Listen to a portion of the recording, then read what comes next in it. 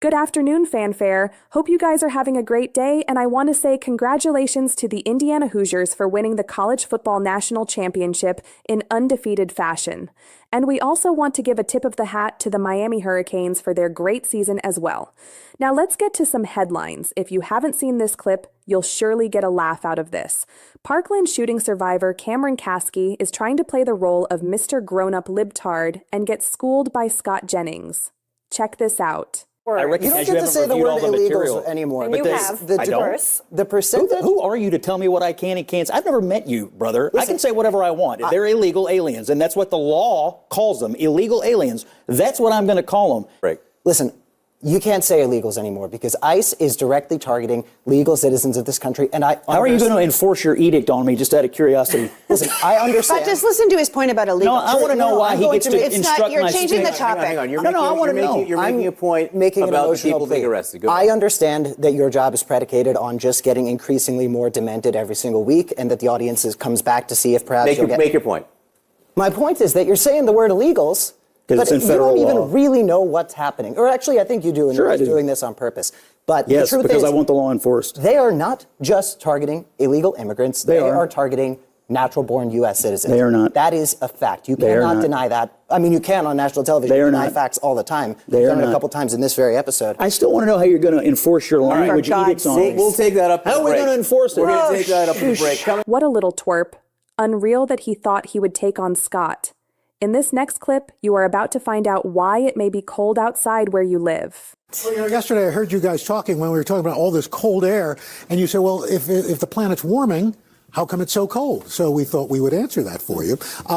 So Arctic air is contained by this polar vortex. It keeps it up there in the Arctic. However, as the planet is warming, climate change has actually caused significant warming up into the Arctic. So as that warm air comes up into the Arctic, that weakens the polar vortex, that boundary, and it allows that cold air to move south. And that is why climate change, global planet warming, actually allows some parts of the country to be colder than usual. Thanks for that great weather lesson. And here I thought it was because it's winter.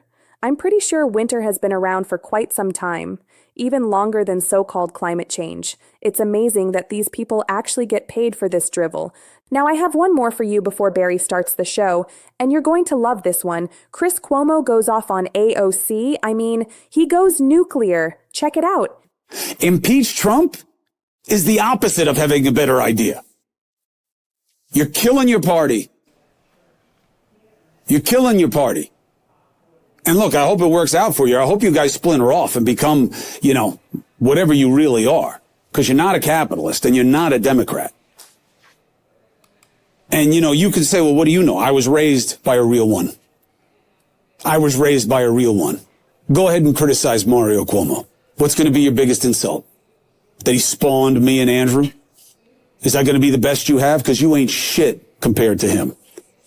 Not in terms of intelligence, not in terms of success, not in terms of pedigree, not in terms of philosophy, not in terms of mission, not in terms of eloquence, not in terms of charisma, not in terms of anything. Certainly not electability. You are killing your party because you are not a real one. Because you're doing what's good for you in a vacuum with your little social media following. You're no different than a pod bro. And you're killing your party. And Democrats better wake the fuck up and realize that you're better than this. Be with the 80, not the 20. Okay? That's going to leave a mark for sure. Barry's been telling you over and over to ignore the panicans and black pillars. As Barry says, no one wants what today's Democrats are selling. Now here's a message from today's featured partner. Well, I'm trying to see if my microphone's working because I'm having all kinds of tech issues today. I hope it doesn't sound like complete crap. Let me know how bad it sounds because I'm going direct and I'm not really sure how it's working. But in any event, I'm going to have to go with it unless you guys tell me. SV, tell me if it's like really, really bad because I may have to put some music on while I try to put some effects on it. So testing 1, 2, 3. You guys got me? You're good? Good sound? All right. So we're going to go with it. I can't manipulate it at all. So we are definitely going to go with it. All right. That being said, says okay. Did you know that U.S. life expectancy peaked at 78 years old in 2014, and global life expectancy is declining for the first time in 30 years because people are aging faster than ever? And this is due to more toxins in the air, chemicals in our soil and food, and other external factors that are new to us. What most people don't know is that we can actually fight aging on a cellular level. And I want to, tonight's sponsor is Brightcore, and I really love the product, especially the kimchi product here. All right, so scientists have discovered that kimchi actually slows the aging process of human cells, helping protect them and delay aging at the cellular level. The power of nature can outweigh the power of pharmaceuticals without the nasty side effects. And now you can get all the benefits of kimchi in a simple capsule with Kimchi 1. Each capsule delivers over 900 probiotic strains, plus antioxidants and enzymes to support your digestion, your metabolism, and skin health from the inside out. As we age, we become more susceptible to microbial threats, and Kimchi 1 is a natural antimicrobial, helping your body fight off harmful bacteria, viruses, and even toxins while boosting immunity, here during the cold season, and your energy. Best of all, Kimchi 1 is 100% made in the USA, all natural, non-GMO. It can support your gut, protect your cells, and feel younger every day with Kimchi 1 from Brightcore. So if you'd like to get some Kimchi 1, like many of the people here in the Fanfare community, you can get an exclusive offer by clicking the link in the description, or you can use the code BARRY for 25% off your entire order. Or for an even better deal, you can call my friends at Brightcore for up to 50% off your order and free shipping. Give them a call now at 888-418-6738. One man is being victimized by our own government. One man whom they fear, yet who millions love. One man who is willing to take the poison arrows of lawfare. One man whose voice has been taken away by a corrupt judge operating in a corrupt system. One man who has been ridiculed and insulted. One man who refused to back down.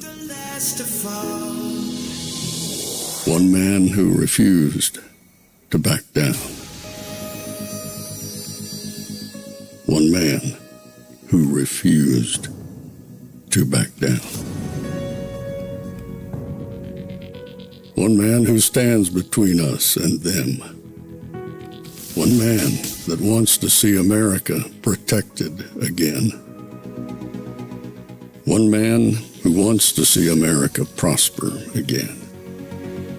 One man who understands that a man is a man and a woman is a woman. One man who understands and protects the blessing of life.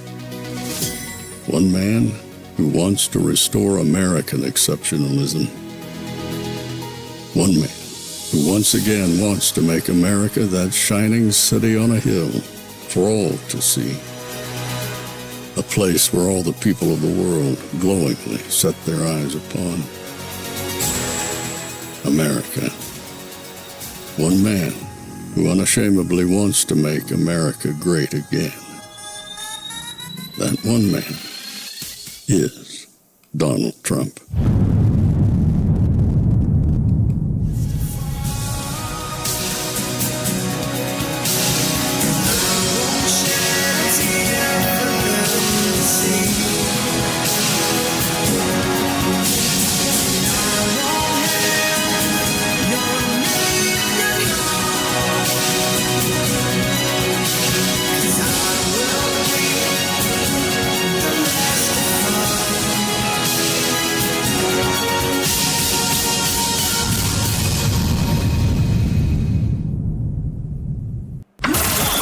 This is Fanfare with Barry Cunningham. Today, I was watching everything that was going on both with President Trump's preemptive press conference today and how he took people on. And I watched, of course, the ICE agents and how they were doing their press conference. I don't know if you saw off camera, but one of the reporters from CNN basically wanted to charge the podium. See, at the end, what they weren't showing when I had it on screen, the other guy walked off.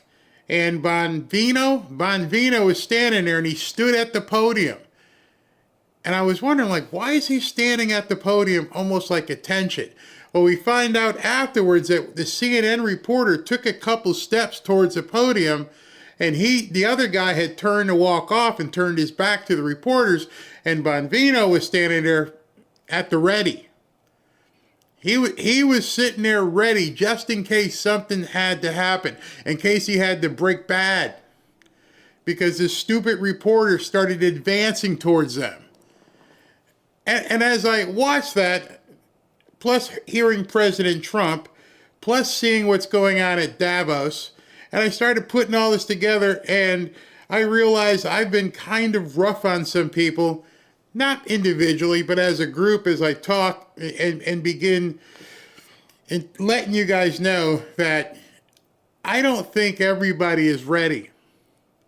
I think a lot of people say they're ready, but I don't think they're truly ready. And I talked to one of my deputy buddies, and he asked me, he goes, "You ready?" I'm like, "Yeah, we're ready. We're definitely ready." Robin has prepped. One of the reasons why we are investing the way we're doing is in case we have to have, so some extra money available. Number two, Robin's family is from up in the mountains, and basically they got with everybody in her family and how they're armed, it could have like a little militia if things get crazy. And I'm just wondering, as I talk to you, are you really ready? Because I'm not sure where this thing is going to go, but I am sure what the libtards are preparing themselves for. You can see it on TV when you're looking at things. Something's not making any sense. I saw it at the end of the earlier show, and I'm like, if he's pulling all these bad people off the streets, and they're complaining about these bad people being pulled off the streets, and they want these people back in their communities, not making any sense.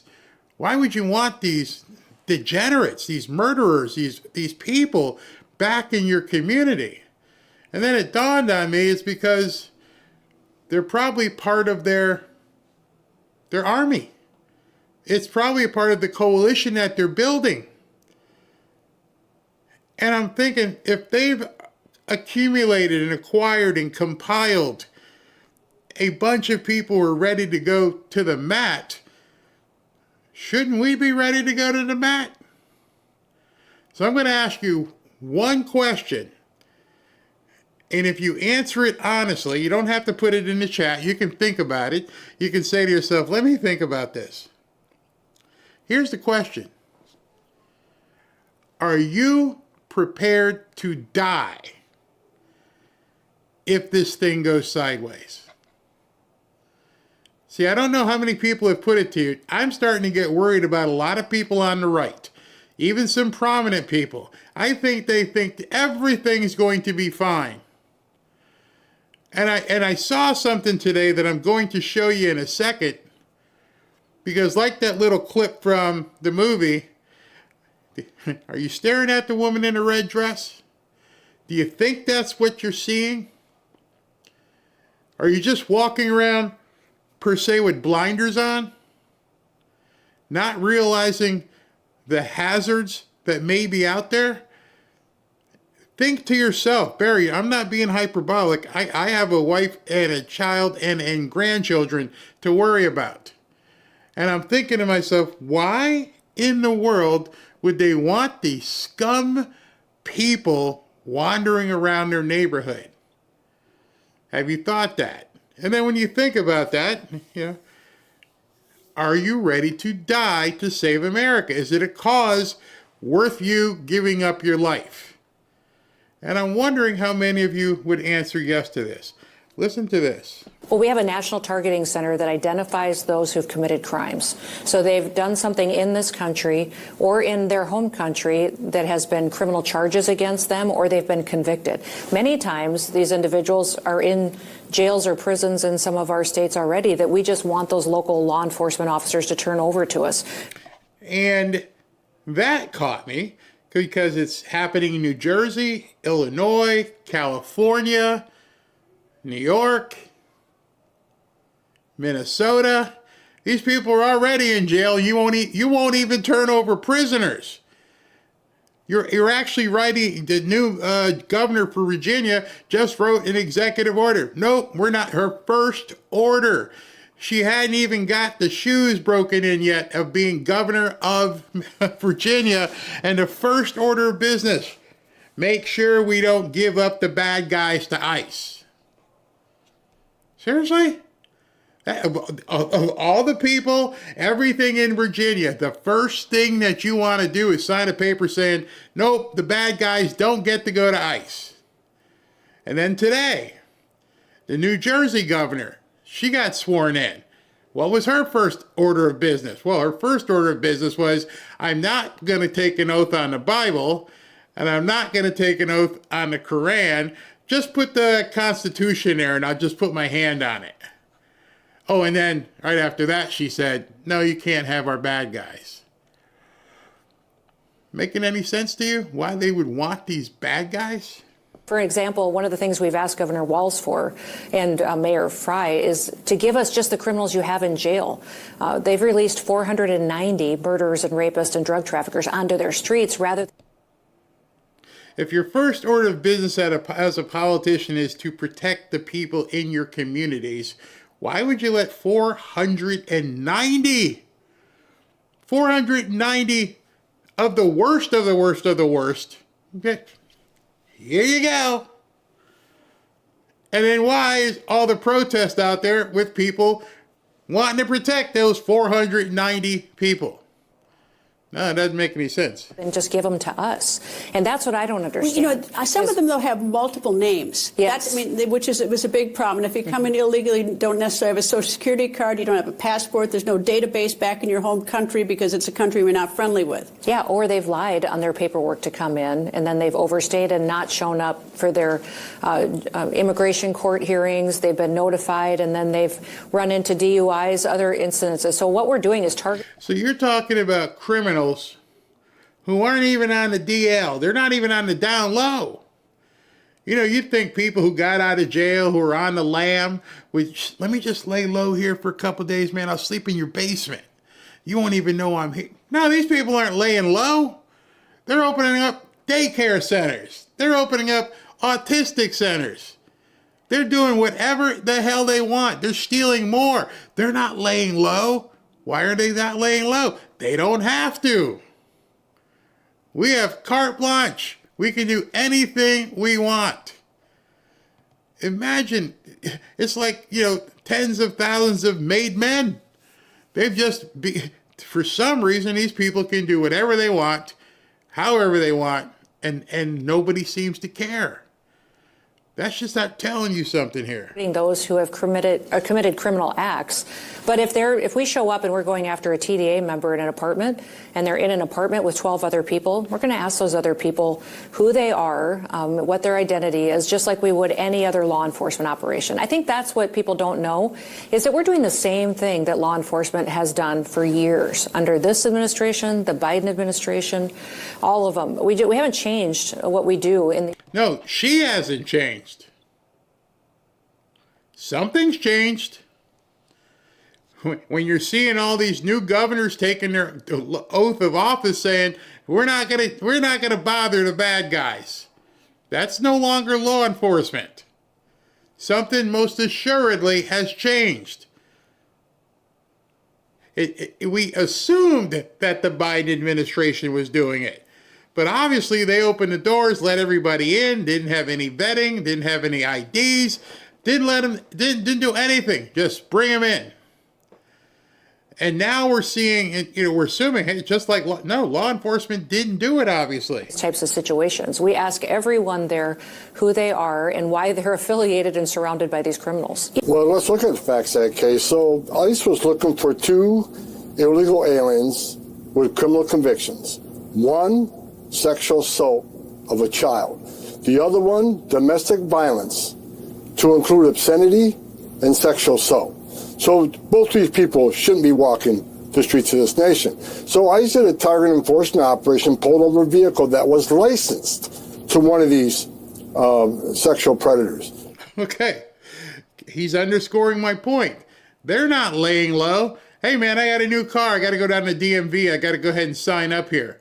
Dude, don't you know you're wanted? Wanted?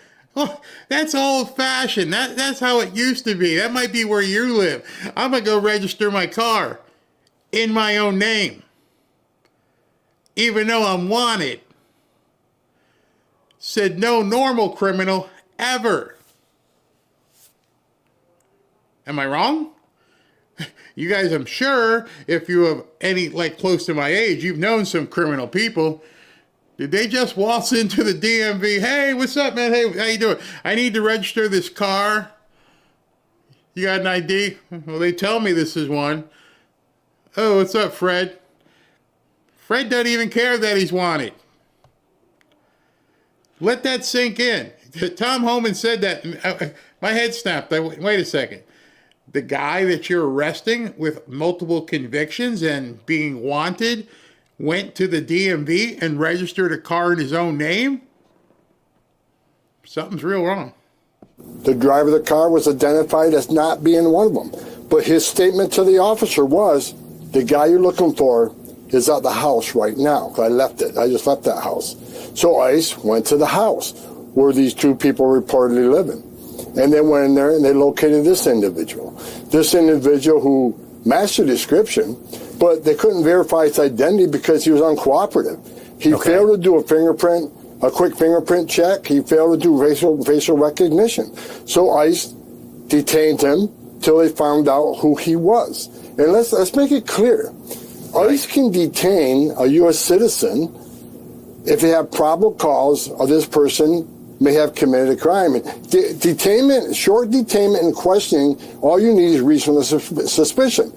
All right, so these people who are screaming that they're arresting citizens, well, if the citizens are doing crimes, if they're interfering, if they're doing all kinds of different things, then yeah, you're going to get arrested. Just like any other town would. To me, it's amazing that it's ICE having to arrest these people. Where are the police? Not paying any attention. They're not even there enforcing the law against the other people. Man, we shouldn't do that.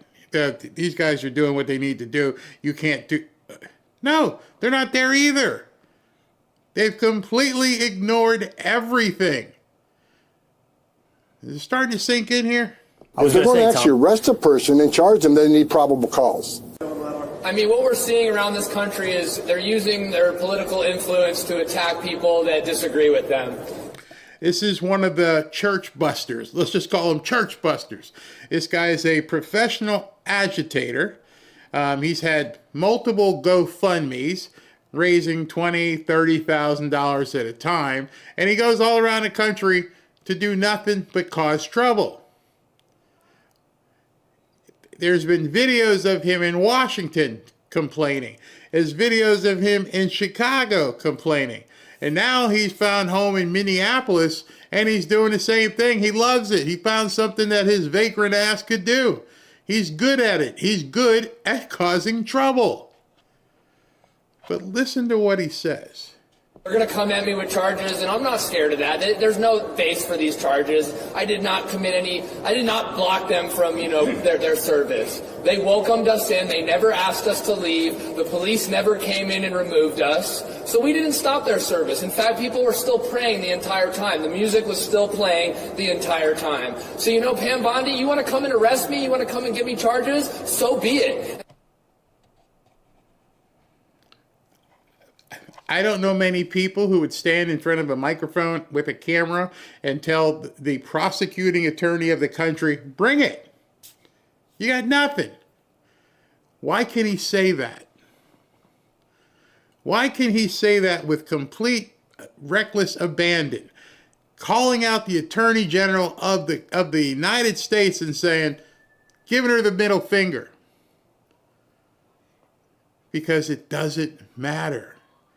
It doesn't matter if he goes to jail. That's not what's important. See, what's important and what he probably really wants is what he says next.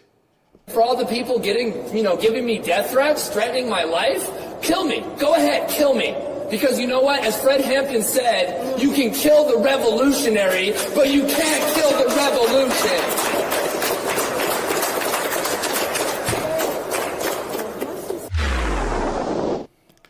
You can kill the revolutionary, but you can't kill the revolution, is what he said. And he said, Fred Hampton told me that, or he learned it from Fred Hampton. Some of you guys might be Googling right now because you might be like, who the hell is Fred Hampton?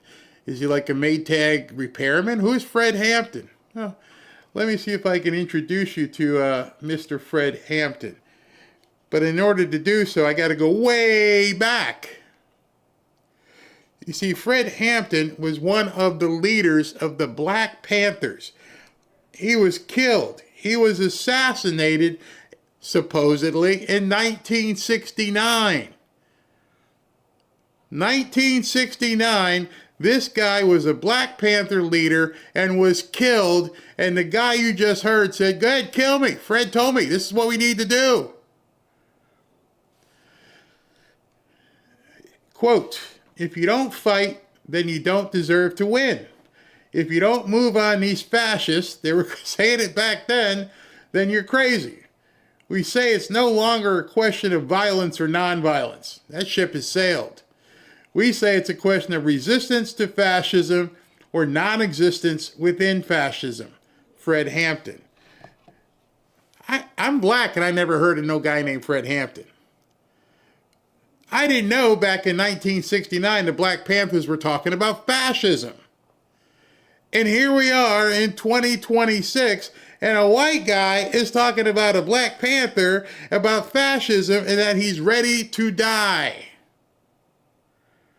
And as Fred said, it's just a question of being resistance to fascism or non-existence within fascism. Your opponent is ready to die. That should put a whole different perspective to your sights here. Your opponent, your enemy, has now declared through the grave of Fred Hampton back in 1969. They've obviously been studying all of this crap for so long. And they've gone through it and gone through it and gone through it to the point where he knew what Fred Hampton said. Hey, the revolutionary can die, but on goes the revolution. All right. You just heard their commitment. I don't care if I die. We're here to fight you people, you MAGA fascists. You MAGA fascists deserve to die, and if I die trying to kill you, I've done a good deed. And at that point, that's when I began thinking, we're in a whole lot of trouble. We're in a whole lot of trouble because people don't realize the magnitude of the fight that we are now in. And it was pretty much at that point when I after the show this afternoon and I got done that I realized this isn't a Pam Bondi thing at all. Everybody who's been sitting around, including myself, and who have been looking around and saying, you know, I can't wait for Pam Bondi to begin making some arrests. Man, I wish Kash Patel would get to it and they would start arresting people. Man, Dan Bongino, you failed, man. You had the opportunity to do so much stuff and you didn't. And I see the problem right now. The problem is everybody's going like that. Go do something. Oh, you're no good. He needs a Terminator because she didn't do anything. Everybody's sitting on a couch with a program saying, okay, Cash or Pam or Todd Blanche, go do something. Meanwhile, your opponents, they're doing it themselves. They're out there saying, we're willing to die. You're sitting on a couch waiting for Blondie to do something. And that's when it dawned on me, like, oh, crap. Oh, crap. And then I saw this piece. And I'm realizing people are sliding. Either they're sliding or they're juxtaposing for clicks, likes, and jumping on something. In either way, they're not prepared. And I like this guy. I told you I like this guy. But this clip here tells me we're in big, big trouble. We have yet to receive anything from our FOIA on the Jeffrey Epstein case. I don't know if I've ever mentioned this, but when I saw what was happening with the Epstein case, I noticed there seemed to be a real tiff between Dan Bongino and Pam Bondi. And so I know there had to be things that were being exchanged back and forth, and that would help us get to what really happened. On January 20th, 2026, he's back to the Epstein files. You know, I saw somebody in the chat said, you know, all 50 of them. No, the 50 of them are the ones who were visible. The other ones are the ones that you really should worry about, the legion of zombies that they put together. And now Glenn Beck is talking about the Epstein files. We're in trouble. Oh, we requested copies, including, this is actually from the FOIA that we put out July 11th, copies of all records, including but not limited to emails, memorandums, notes, text messages, correspondence, meeting minutes, call logs, or any other communications sent or received by Dan Bongino that mention, discuss, or relate to any of the following topics. At this point, there are too many people in MAGA researching the wrong enemy. You can say what you want. You're like, hey, man, we got to have these files. Meanwhile, these people are orchestrating and planning your demise. You see, I understand what Glenn's trying to do. I understand that you feel, some of you may feel the same way. But I don't even think the people who have done what they've done are any longer pulling the strings with what we're seeing. We are seeing a revolution happen because they're telling us it's a revolution. They're telling us they're willing to die. Are you willing to die for the Epstein files, Glenn? What are you willing to do to stop what's coming? See, that's the problem. While you're waiting and talking and complaining about Epstein files and this and Pam Bondi's not up to the task, what if this has nothing to do with Pam Bondi? What if it's past her already? You guys may be thinking, what the hell is Barry talking about? Well, some of you who know about the 17th letter understand there are many of us who feel we are too far gone for the judicial system. I don't know if you know Timothy Busfeld, an actor, was on The West Wing and some different shows, and then he became a fugitive because he was charged with messing around with kids, and he goes into court after being a fugitive today, and the judge lets him out.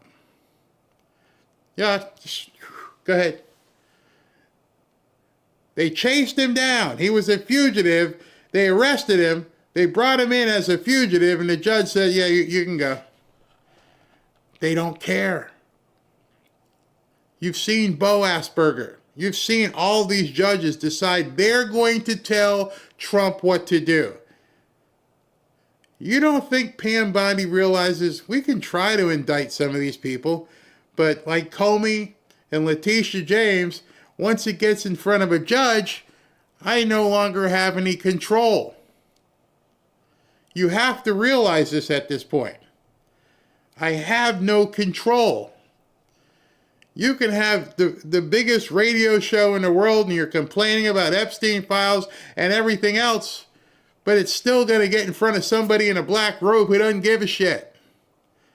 They're already on the take or something.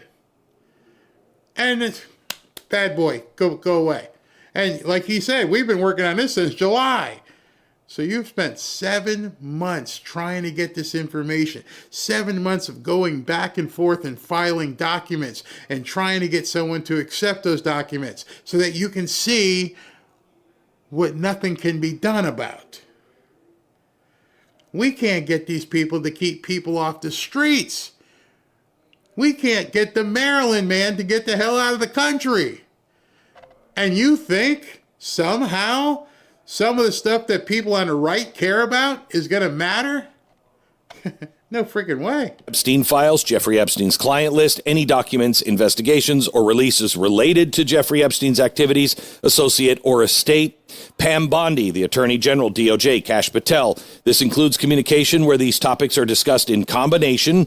Bongino's references to the Epstein files in context. Okay, so when you get all that, if you got every single document that you just asked for, what are you going to do with it? Talk about it on a radio show? Make a YouTube video about it? Woohoo, you got them now. What if you got everything and it was pictures of Bill and Hillary doing the nasty with some little kids? What are you going to do about it? I'll wait for an answer. Oh, we're going to tweet about it. We'll put it on Facebook. We'll tell everybody. You think those people care? Seriously. They went like this to the subpoena. They told James Comer, go pound sand. They don't care. They're untouchable. Only because they know the judges. Of Bondi or Patel or individually. The search should include any electronic or paper records in Bongino's custody, as well as those involving him as the sender, recipient, or CCBCC participant. The time period of this request is from November 5th, 2024 until present day, July 11th, 2025, requesting these records in the public interest as they pertain to high-profile promises made by Bongino, Bondi, and Patel regarding transparency on Epstein-related matters, which have been widely discussed in the media and public forums. Disclosure would contribute to public understanding of government operations, accountability, and potential conflicts of interest involving senior officials. I am not seeking these records for commercial purposes. I request a waiver of all fees associated, blah, blah, blah, blah, blah. Oh, you're right about that. Oh, you're right about blah, blah, blah, blah, blah. And I say this, I don't say anything I wouldn't say to somebody directly. I would say to him, Glenn, fantastic. You've been filing all these documents. What are you going to do with them when you get them? Tell everybody. Oh, look, everybody. Look at the documents I got. Then what? I'll ask you guys that question. Then what? It ain't going to matter. It's not going to matter when you're going up against an opponent who's telling you and doing things that you've been seeing these nuts do, and they've got an army of people that they won't arrest. Crickets. We have not heard a thing from the DOJ. It is my right as a journalist to request with a FOIA request. The government is supposed to respond quickly to a FOIA request. Usually they do. When they don't respond quickly to a FOIA request, it sometimes can be dragged out for a very long time because the government doesn't want to do it. And so they'll come up with all kinds of excuses. Can you imagine back in 1776 if people started pushing paper around demanding that the Crown of England gave them these certain documents? hey, listen, this isn't right. You're going to have to give me the documents that show me why you're taxing me twice. Why, show me some paperwork. What are you going to do? Get a musket? I'm reaching a very, very bad precipice. And that precipice at this point is realizing that many of the people I know, many of the people I've looked up to, many of the people I even have aspired to want to do shows like them, ain't gonna make it. They're not going to be here. If things go the way they want it to go, and you can see, this isn't over dramatic. You can see they are fighting tooth and nail against us. And we've seen enough for last year. All of us have said, this is crazy. How can this keep happening? Well, I can tell you how it's keep happening. At least I can tell you my opinion. And we've been told this for quite some time. This is over Pam Bondi's head. This is over Alina Habba. This is over Dan Bongino. This is over Kash Patel. It is not going to get done via law enforcement. Ain't gonna happen. Glenn can't even get paperwork. And we expect this Department of Justice to start indicting people. So I'm not trying to be hopeless here. I'm saying I think we need to shift our focus. And that focus, instead of talking about Pam Bondi, I think we need to be talking about Pete Hegseth. I firmly believe at this point, either the military gets involved or this country is done for. You, me, Glenn, other people with big platforms, we don't have armies. There's nothing we can mobilize except each other.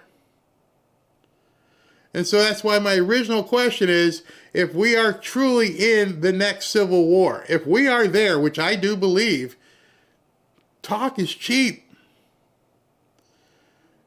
Talk is useless. Complaining for an hour on a show about Pam Bondi ain't gonna get us there.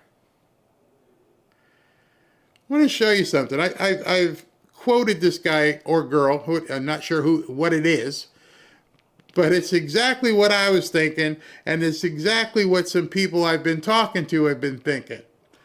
I want you to see this. When people get mad about the lack of high-profile arrests, they direct their displeasure at Bondi and Patel. But given the magnitude and scope of the criminality, I don't know if the DOJ is even the right avenue to prosecute this mess. It might, I say it must, be handled by the military. If the Dems are engaged in a decades-long, remember that, this is sometimes beyond the statutes of limitation for the courts.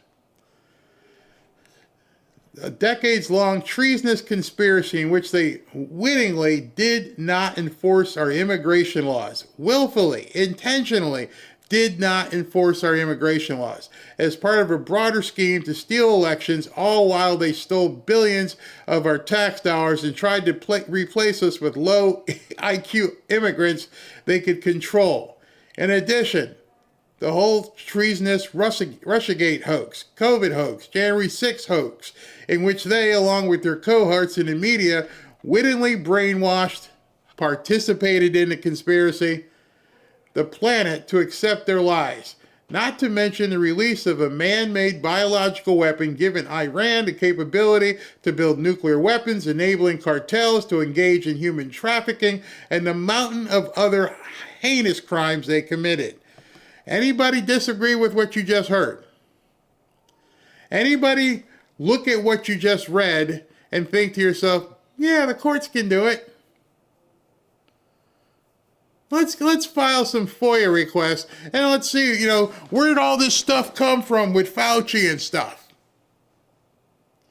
Well, who are all these people they let in the country? We need to, like, subpoena them documents and have a congressional hearing.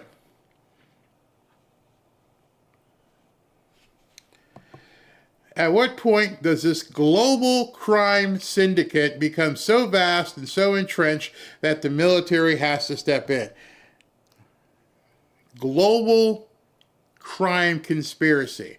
What I'm going to show you about Davos is going to underscore that. All of these countries are now flipping out because America first is what President Trump is bringing to the table. No more. We're not getting involved in your games. We're cutting you off. Everybody, not everybody, but many people kept saying, why is Trump spending so much time on foreign issues? Because you had to get rid of them first. Let them know we have the Western Hemisphere. Work backwards. It's all starting to make sense when you start looking at it and like, we got to cut the strings, let Davos know, let France know, let Canada know, let Mexico know. We're done. Everything you guys were doing before, it ain't going to happen anymore. My point here, and this is what I also concur, my point is, for everyone complaining about Pam Bondi, Kash Patel, etc., I don't think your displeasure is even directed at the right people. This situation is so severe, so grave, I don't think the DOJ can feasibly take it on. I think they can gather evidence and build cases, but the prosecution might have to be handled via military tribunals given the magnitude of the crimes at hand. And I will add, in addition to the magnitude of the crimes at hand, those crimes also reach into the judiciary, where you can't even begin to try and convict these people because they keep throwing it out of court. Go back to the election. Every time they went to court, no standing. We don't even want to hear it. None of them got adjudicated. Trump didn't lose. They just wouldn't even hear it. Be gone. We're not even going to listen. So if they weren't willing to listen to what happened in an election, you think they give a crap about what happened with Epstein? Or some of the other stuff? No, they don't. I know people will say that military tribunals are normally reserved for times of war. And this is the clincher. But this is a war. I've said it. We're in a civil war. This irregular warfare from a domestic enemy. The U.S. is under attack from within by hostile foreign combatants seeking to destroy this nation and her people. We are at war whether you believe it or not. The situation must be handled by the military. It would be a threat to NATSEC, national security, to do it any other way. It must be done. You can let me know in the chat what you think about what you just heard. Because if you start focusing on what you just heard, you realize all the periphery, all the stuff you're hearing over here and over here, doesn't mean squat. It's never going to happen. They're going to have hearings after hearings after hearings. It's got to be military. It's got to be military so they can take the judges out of the equation. In fact, this is might be beyond like a limited insurrection at this point with everything. Did you hear what Trump said? That was something else I heard today. I went, oh, excuse me? And one of the reporters, and nobody followed up on it,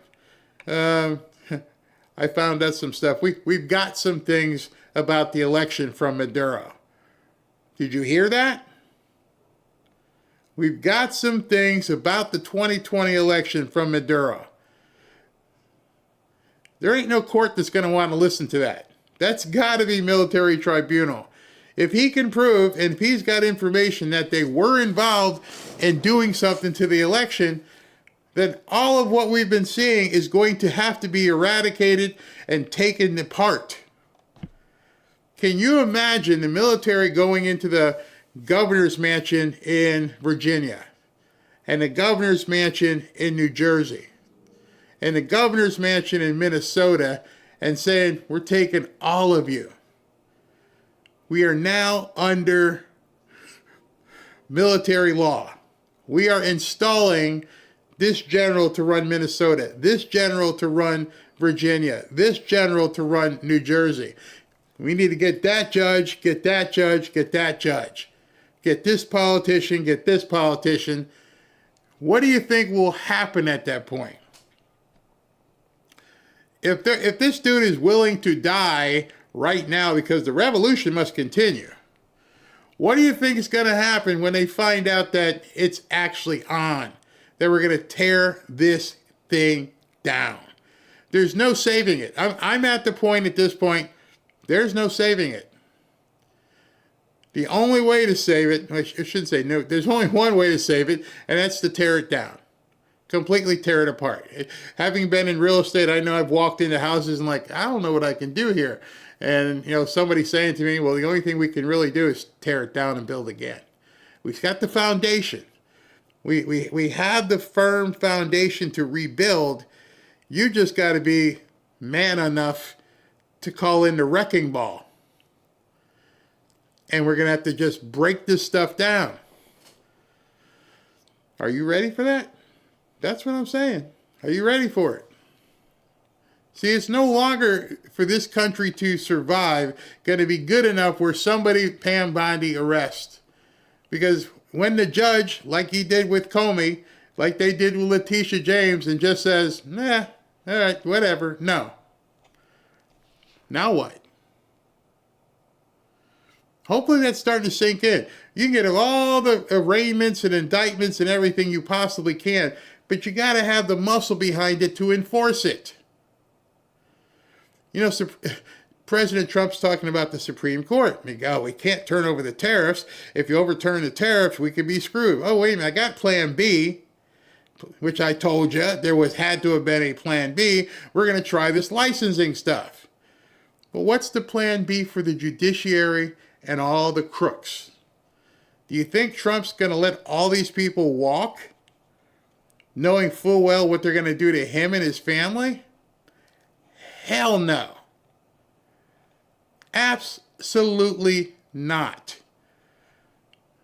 And I'll just take you back to the campaign to really prove and underscore everything I'm saying to you.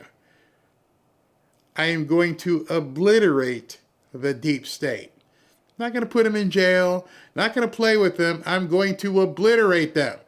And that's starting to resonate with me more and more and more. And I'm thinking, I don't think people understand this. I don't think people are when I saw President Trump today stand up there to talk for 2 hours, I think he was sending a message to a whole lot of people. Right before he had to take an 8 or 10 hour plane ride. Absolutely crazy. So let me go with another post for you. From Clandestine again. You must understand these are not ordinary circumstances. Trump and his team not only have to do everything by the book, but they also have to win the court of public opinion. You got to get the people ready. We have to make sure that there's 77 or 80 million people who understand if I have to pull the pin on this grenade, everybody knows, yeah, he's got to do it. There is no other choice. He's got to pull the entire diseased temple down on his head. And you have to be ready to go, let's do it. It's on. Anything short of that, we're in big trouble. That's why the question I asked earlier, are you ready to die? That sounds like it's, Barry, what do you mean? I don't want to die. Then you ain't ready. The public must be shown repeatedly until the reality registers and stays in their brains. Not once, not twice, but yet over and over again, to the point that they never forget it and have no doubt. It must be so convincing and incontrovertible that it awakens them from their deep slumber. Unplug. Glenn Beck's not there. He's not ready to unplug. He's still chasing mice. The Epstein files? We're about to lose our country. We're about to lose the flag. They're about to capture the flag. Right now, that's just not a priority. You have to agree with that. If not, squirrel, you're looking at the wrong thing completely. Decades of brainwashing cannot be undone overnight. It must be methodical and controlled. But on the brighter side, this unbrainwashing operation has been underway for years, and we are closer to the end game than you think. I had to think on that, and I thought to myself, are we closer to the end game? Can we see the end where it's possible that we can go to where we need to go to? We can go where no man has gone before. I don't know. Because I don't know what you think. I don't know how many people understand where we are on this highway. That we have passed so many of the things that you call normal. That you have sworn to uphold. And so until we know that we have everybody behind us, no, we're not there yet. We just have to hope we get there before it's too late. I'll be back to take some questions from you.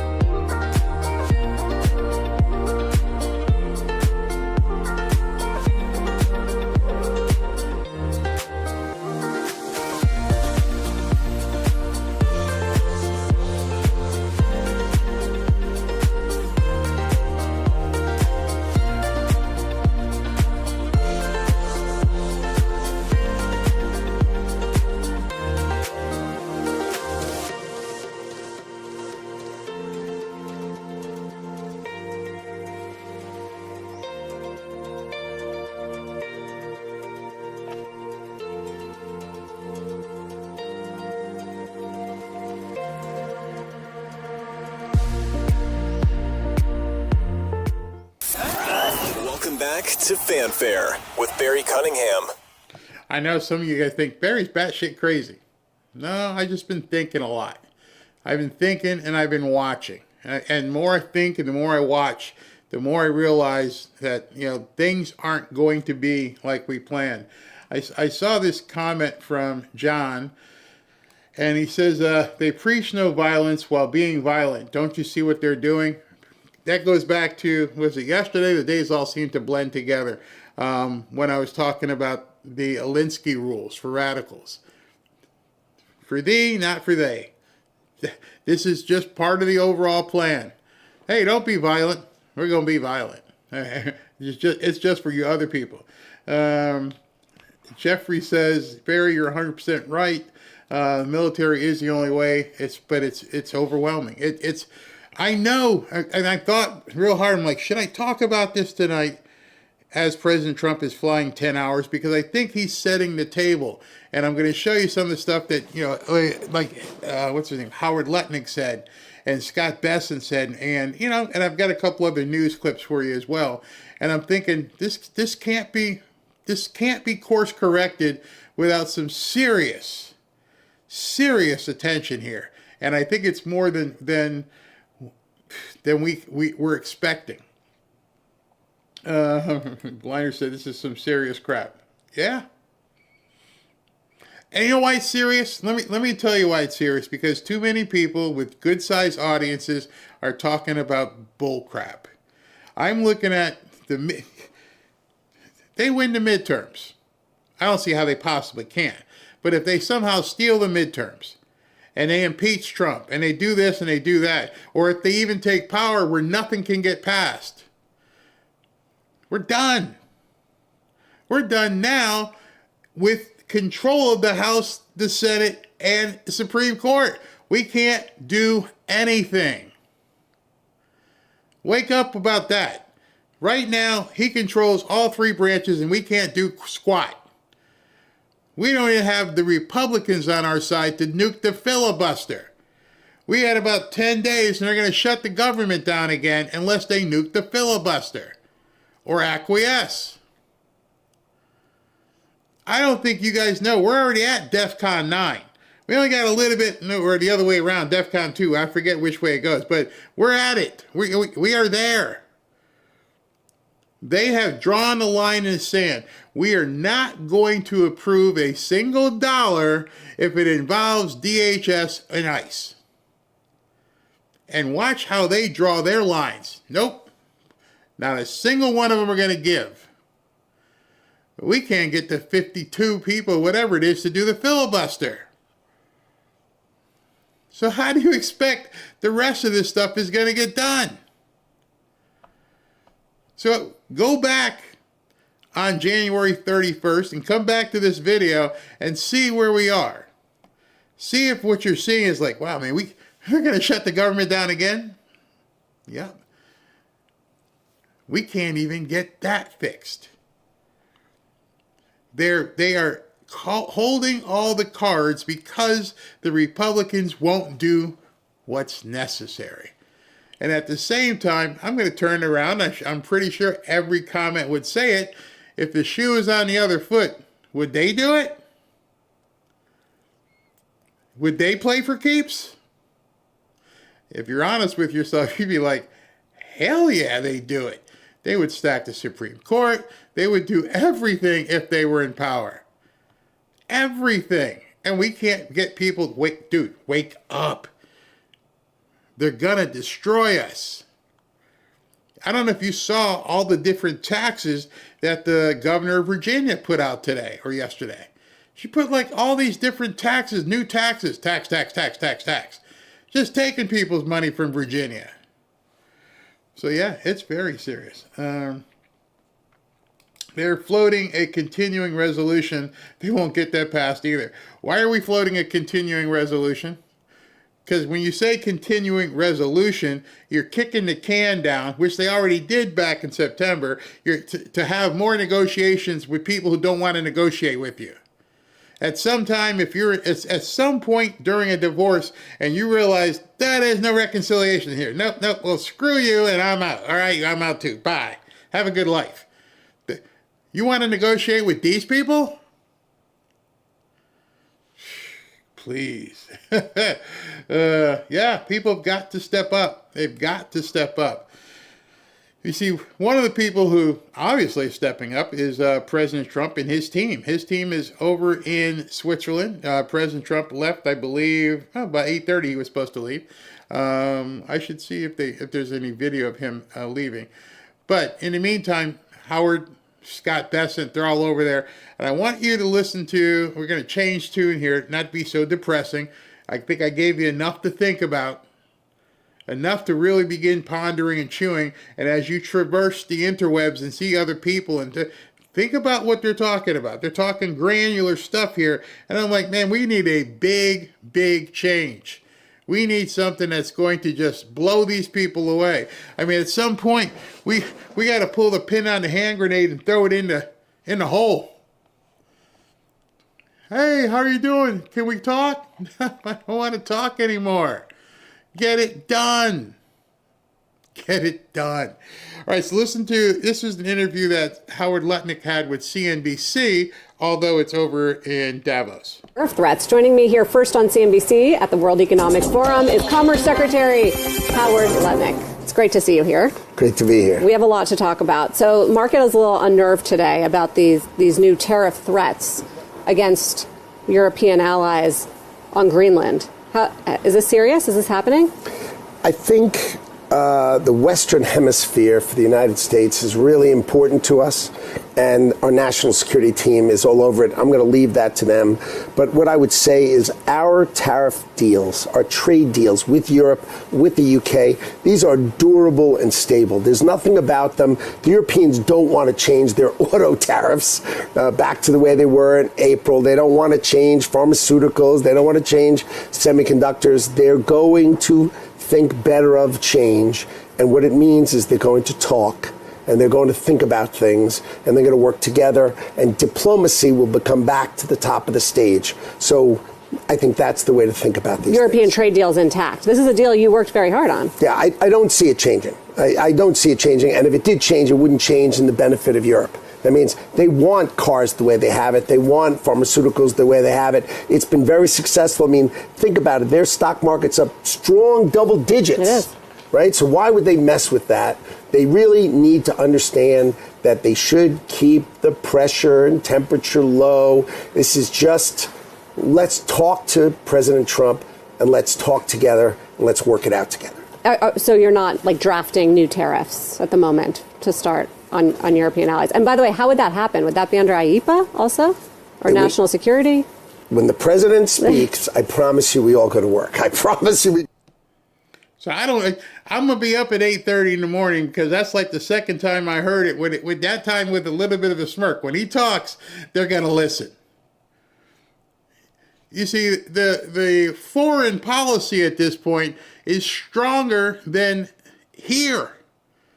He's letting these people know this is how it's going to be.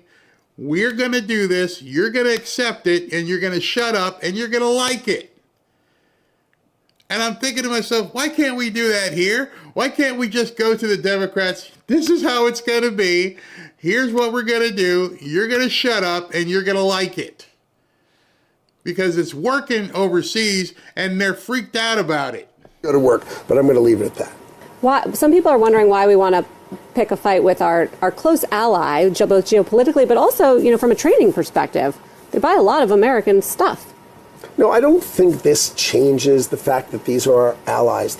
You can have a fight with your allies. You can disagree with your allies. It doesn't stop them from being your allies or your big trading partners. It just means you have a disagreement. So what? You have a disagreement. That's the way things work, really. And I think President Trump understands it. And their leadership, as you saw, they're going to talk to the president. They're going to talk with him, think about it, and discuss it. And where that goes, I'll leave to them. But the fact is, he is saying, you better be talking to me. You just came off of a panel here at the World Economic Forum where you were talking about globalization, which in many ways, I think for a long time, the World Economic Forum has been a bit of a celebration around. But you're making the point that things are different now. New sheriff in town. Things are different now. I'm going to show you that. It's a bit of a long panel. I'm saving that for the end. So if anybody wants to go to bed, then go to bed. Or they can listen to Howard Lutnick basically beat up on these people. And her characterization of how he talked to them is dead on. Absolutely dead on. Right. I mean, think about what globalization is. Let's find the cheapest labor in the world and do it. And what that means is that the workers in Ohio who make cars, in Michigan who make cars, everybody, remember, once upon a time, Intel made semiconductors, and now they're all made in Taiwan. Why have we allowed our industrial base in America, and really in Europe and in the UK, to be just completely hollowed out beneath us? It didn't work for the workers. It didn't work for our economy. What it did is it exported our economy to the rest of the world. And so how did the U.S. grow? Kind of about the same as the rest of the world, right? We were in the 2s, they were in the high 1s. Now what's happened? Think about it. We're at the 1-year anniversary of Donald Trump. In the third quarter, we grew 4.3%. And I'm telling you, in the first quarter we're in right now, I think we're going to grow over 5%. The $30 trillion U.S. economy is now going to be growing at 5% or more because we are taking care of ourselves. We finally have an industrial policy that is sensible for America, right? It's going to grow manufacturing in America. I was in Syracuse. We announced the opening of a $100 billion mega fab building high bandwidth memory right? In upstate New York. When was the last time upstate New York had any investment, let alone one that's going to bring in 25,000 jobs? The Micron's investment in America of $200 billion. See, one of the things that you have to, and I've been trying to tell you guys, change your focus. Because you can listen to guys like Glenn Beck talk about the Epstein files till you're blue in the face. Or you can listen to people who are trying to change literally the world, if not just the Western Hemisphere. $100 billion plant in Syracuse going to hire 25,000 people. You may have just heard that for the first time. This is the kind of stuff that these guys are putting together that are literally going to change your lives. And the Democrats are fighting it tooth and nail because they don't want people to enjoy prosperity. They don't want the country to enjoy success. They don't want the country to be taken from those globalists that they want to fund. Those are their allies. Those are the people that they pledge allegiance to. The rest of the world, not the Western Hemisphere. We're going to bring in 90,000 jobs to America, and we have over $750 billion of that coming to America. This is how you reindustrialize America. It takes time. This is how you do it under Donald Trump. It takes time to do that, but also, Secretary Lutnick, we've seen job growth deteriorate in the manufacturing sector. Why do you think that is? That's a housing thing, okay? You have high interest rates. High interest rates mean our housing starts, right? Our new housing. We're just not building new houses because interest rates are high. That's why Donald Trump talks about the fact that our interest rates are too high. But what you will see over the course of 2026 is, I saw a report that there are 30 groundbreakings coming in the next 45 days. And these are massive projects. And what happens is you start with construction, and then ultimately it's the factory. But don't deny the fact that when you build hundreds of billions of dollars of factories, that's GDP. That's construction. If we finally cut interest rates, remember, one of my points is we've been cutting interest rates. 75 basis points. That's like milk in your coffee. That's not like the real thing. Okay, the real thing is the United States is the greatest credit on earth, the best credit on earth, and we have the highest interest rates. Why does everybody around us, everyone you speak to, everyone you see here, has lower interest rates? Because they have lower growth and not as high inflation. But no. Now, if you can hear her talk and the sound of her voice, she's comparing. Howard's trying to tell her how it's going to be. She's talking about how it was. And that's the disconnect from so many people because they haven't done what President Trump's doing. But it was okay at 2. How are we going to do 5? Instead of saying, I see the plan, let's run this playbook. They're stuck in yesterday.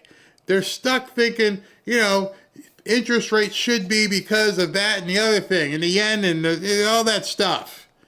And they're not seeing the plan and what it actually means. Very low inflation, and everybody knows it. The fact is our rates are much, much too high. Hundreds of basis points too high. What used to happen in America is when we would grow, they'd raise rates to try to put the brakes. And when we were having trouble, then they'd cut rates to add a little gas. But basically, it was designed to have the United States be mediocre. President Trump said that at the press conference today. You may not remember. What he said was, every time we start doing well, they pull it back on purpose. You guys don't need to have this kind of prosperity. We need to tamp this down. We cannot have unbridled prosperity and wealth and everything else that comes with it. We can't do that. We need to pull it back in. And that has become an insane circle that they've been doing for decades. Oh, it starts getting good. We need to slow it down. Why do you slow it down? Why would you slow? Oh, because if it goes too fast, then it's inflation. Well, if the inflation goes up a little bit, but people are making a lot more, then if inflation that may go because everybody's got more money, there's not going to be that discernible. Yet they do it the other way around. Why? Because they care about that 10% of the market that they have to feed for free, at the expense of the rest of us. And Donald Trump thinks, make America great again. Why can't we have growth if we have low inflation, have low interest rates?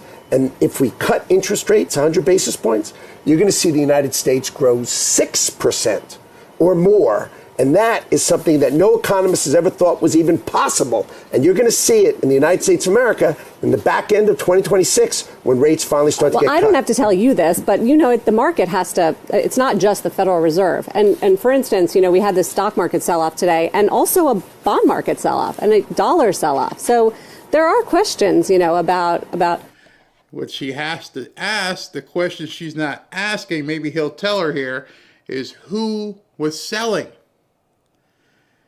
See, every time you look at a chart, it's just numbers. At the same token, you have to realize who's dumping. Probably the guys over in Europe. The guys over in Europe who are freaking out because of what's coming. whether there's a changing attitude around long-term debt right now. Come on. A Scandinavian pension fund today said that it was getting rid of treasuries. Oh, sure it is. Sure, I'd get rid of treasuries and I'd buy what? European government bonds? Right? Like, what's their alternative? Stop it. The fact is, the United States is hit. When you know you've got the goods, you know you've got the goods. Stop with your manipulation. What are you going to do? What's your alternative? We are the best. See, Democrats don't like that. They don't like our superlative. They don't like us thinking we are the big dog here. We are the Western Hemisphere. We can't be that powerful. What about our friends in like Spain? F Spain. As long as we have people on the street, as long as we have people dying from drugs, as long as we have people on welfare, how about we fix all that first? Can you imagine a country here that had like this much people on welfare? You know, we've accepted that, you know, what they say, 70 or 80% of the Somalis are on welfare. Can you imagine if welfare in the population was in the 15s, the 10s, and people were actually working? No, people can't. They can't even think of that concept. What do you mean? What do you mean we're not giving out food stamps? You don't need it. Buy it yourself. Buy your own damn food with the job that you get or the business that you start. For so long, it's been ingrained in us that this is how life is. We've got a whole subset of society that has to be fed, housed, bus passes, internet, and Trump's coming along and go, why are we doing this? Why don't they go out and get jobs? Why are they taking from these people? Because they don't want to work. And it's messing with people's heads because they've no one's ever told them that. Can you imagine in our history, where we are right now, we have a complete subset of society that has a problem with earning. And at the same time, you get guys like Mondami who's talking about, we're going to spread it around. You know what you can spread around? Incentive, aspiration, inspiration. Spread that. How many record highs? 50 or something record highs this year since Donald Trump took office, right? Oh, and the market's down today. Oh, what? We should all be worried? Let me give you a hint. The growth in the United States is hard and fast. We are winning and we are growing. Our stock market's going to be higher when I next see you and I'm next on the show, right? Interest rates are going to come down in America. Inflation is low. The United States is in a good place because Donald Trump understands the economy of the United States, and he's working for the American people and our economy. Well, clearly there's been a push to make things more affordable and more accessible for Americans. But I do wonder what's with the sort of measures around economic populism, taking the private sector out of home buying, for instance, capping credit card rates, which, you know, I mean, we just heard from Jane Fraser, would actually starve the economy of credit. These sort. She's, again, listening to people who followed rules yesterday. I remember when I was in high school, we ran the Wishbone. And we did the Wishbone, and we were one of the best teams running the Wishbone, and they couldn't stop our offense until people started running the spread and destroying us. You see, things work very well until they don't. And you just can't keep doing the same old stuff. Measures feel more like they're from the left than from the Trump administration. What's with that? It's a weird thing when in your neighborhood a big hedge fund or a big company comes in and buys up all of the single-family homes that are available, right? And it creates like a weird event for you. And if you look at it macro in America, why is it good or bad? But I tell you what. It might be a weird event, but doesn't it also create incentive for builders to build more homes? There's more buyers? But this is the key. If they want to hire builders to build homes for rent, that's fine. That's fine. You can hire them to build for rent. But why are you buying the houses that are there that a young family's trying to buy and taking them all off the market and making them all not affordable? So build to rent, go for it. But don't be buying the single family homes out from in front of and paying a little extra in front of the young family trying to get it. Look, when Donald Trump left office, the average age of a single home buyer was 33 years of age. I know, it's so high. And now with Biden's inflation, it went to 40.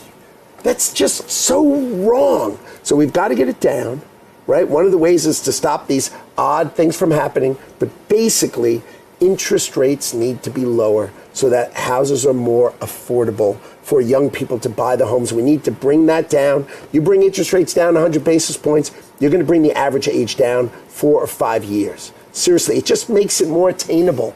And Donald Trump is on it. He's been talking about it his whole term, right? But now it's crystal clear. He's got to bring interest rates down. And the solution to that is what? A new Fed chair? Well, a new Fed chair certainly is going to help. That's for sure. Because Jay Powell, as he says, is too late, And why did Jay Powell cut 50 basis points just before the election? They were worried about the job market. He was worried about trying to get reappointed. And now it's 25 here, 25 there, 25 here. We don't have inflation. Everybody knows we don't have inflation. It's not at 2%. I mean, we're closer to 3% than 2%. Okay, well, it came down from 9% down to below 3%. Yeah. And I think we have a great economy that can well handle lower rates, which will allow people to buy houses, which will allow a lot of growth in America, which is jobs for Americans, which is what we're about. It's what this administration is about. Bring those jobs back to America. Bring industrial policy back. I mean, I know industrial policy sounds boring, but let me give you a hint what that means. It means build a factory in Syracuse and hire 25,000 people. Build factories in Arizona, build factories in New Mexico, build factories across the United States of America, in Tennessee and in Georgia and in Alabama. Huge factories, huge jobs, great for America. And this is what you're working on all day long. All day, every day. And the other thing that we're doing is power. Yeah. Lots and lots of power. Because we know if we build power in America, our objective is going to be to bring the price of electricity down. Yes, that has been rising. Well, because we've got to build power. If you don't build power, everything is a draw on your power. But if you build power and you're focused on building power, which we are really focused on building power. I mean, my objective is to build 100 gigawatts of power. And what that means is driving down the 100 gigawatts? cost of electricity for Americans. Try to get it down 10%. Let's try to get it down even further. That's our objective. Drive down the cost of electricity for Americans across the United States. Commerce Secretary Howard Lutnick, thank you for the time. It was great to be here. It's fun. You've been at Davos many, many times, but this is my 31st year. Not as Commerce Secretary, so it's a little bit different. First. Yeah. First where, they treat me nicely. Yeah, you get to cut the lines. That is the Commerce Secretary. Over to you, David.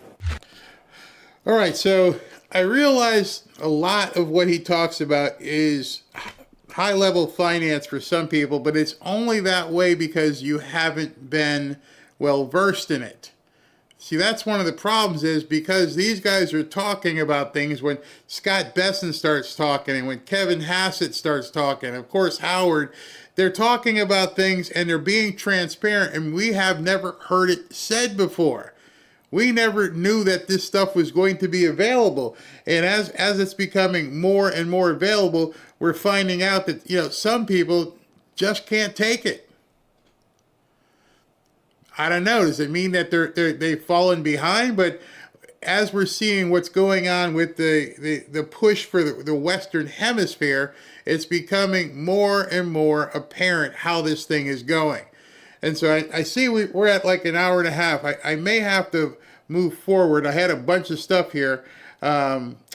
let me move to his talk, because the rest of his talk at Davos is something I want you guys to hear, because it's very important. I'll do the other stuff I had planned tomorrow, but it's I don't know. I got excited. I only heard a little bit of a portion of it, and I'm like, that's it. So I'm gonna play the Davos panel that he was on, and I'd like you to focus on what these people are saying in reaction to him, and how that you can see their uncomfortability because they realize their globalization is slipping through their hands. So just take a listen to this. Fox 45 News.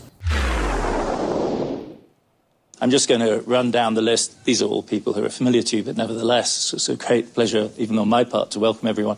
Howard Lutnick, America's Commerce Secretary; Rachel Reeves, UK Treasury Minister; Sean Bahania of Canada; Brian Moynihan of Bank of America; and Janet Trunkali of EY.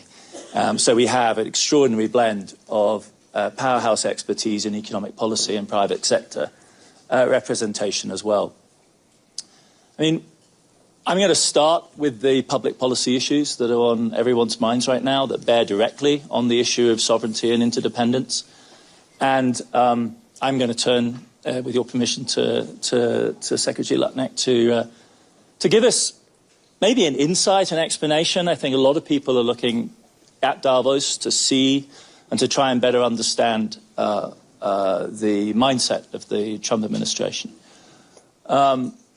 Speaking to you earlier on, it's the first time I've had the privilege of meeting you. I've seen you on TV a lot.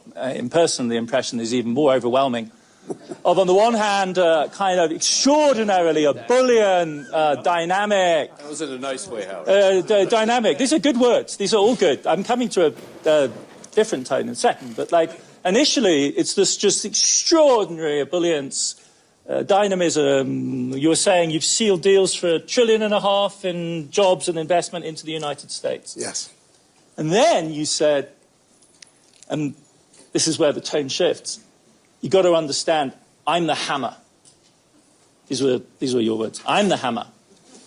Because the people I'm dealing with know that unless they deliver the kind of investments I'm looking for, I'm coming with 100% tariffs.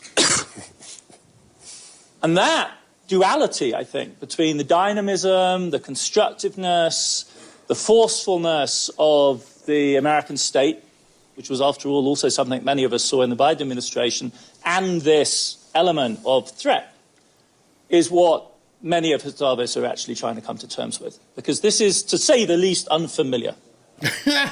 Yeah, that's it. It's unfamiliar. We're used to dealing with Poopy Pants Joe. This whole hammer stuff is kind of freaking us out. At least they're honest. And you can see Howard's like, don't ask me these questions. You ain't going to like the answer.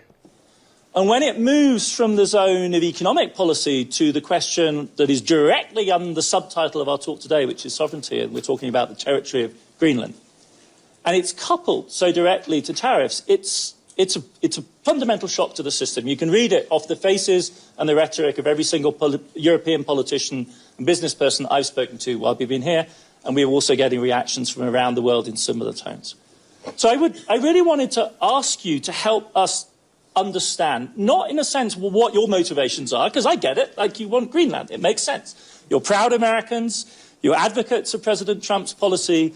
What I'm struggled more with is how you imagine others react to this. I mean, if you put yourself in the position of your Danish counterpart, who's a proud Dane.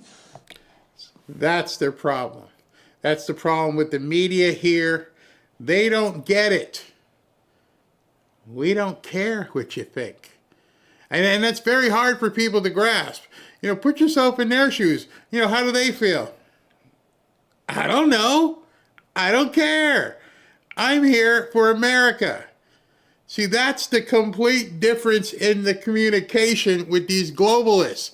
Before it was like everybody's nipples all feel the same. We don't want anybody to have any hurt nipples. And Trump and Howard are like, sorry, I don't give a shit. This is America. And a loyal executor of the Danish government's position, how do you envision this going, how does this go down?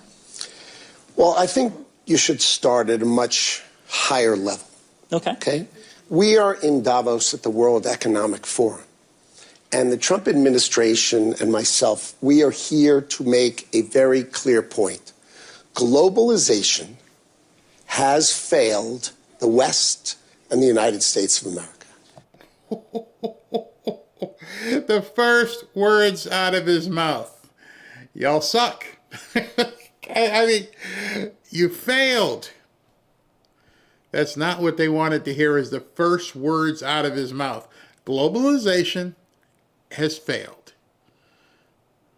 Imagine that. Imagine all these bigwigs, elites, globalists who have been running the world's economies, who have been, masters of the universe, having some guy who just showed up for the first, well, he said he's been here before, and telling you everything you've done, it's over. It's a failed policy. It is what the WEF has stood for, which is export, offshore, far shore, find the cheapest labor in the world, and the world is a better place for it. The fact is, it has left America behind. It has left the American workers behind. And what we are here to say is that America First is a different model, one that we encourage other countries to consider, which is that our workers come first. We can have policies that impact our workers. Sovereignty is your borders. You're entitled to have borders. You shouldn't offshore your medicine. You shouldn't offshore your semiconductors. You shouldn't offshore your entire industrial base and have it be hollowed out beneath you. You should not be dependent for that which is fundamental to your sovereignty on any other nation. And if you're going to be dependent on someone, it darn well better be your best allies. Okay? And so that is a different way of thinking. It is completely different than the WEF. I viewed the WEF as not a flagpole in the middle, but in fact, they are the flag. Whichever way the wind blew, so it blew.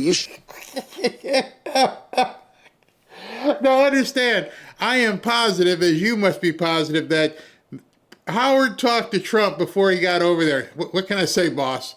Give it to him. So I can say this, give it to him. You're just flopping in the wind.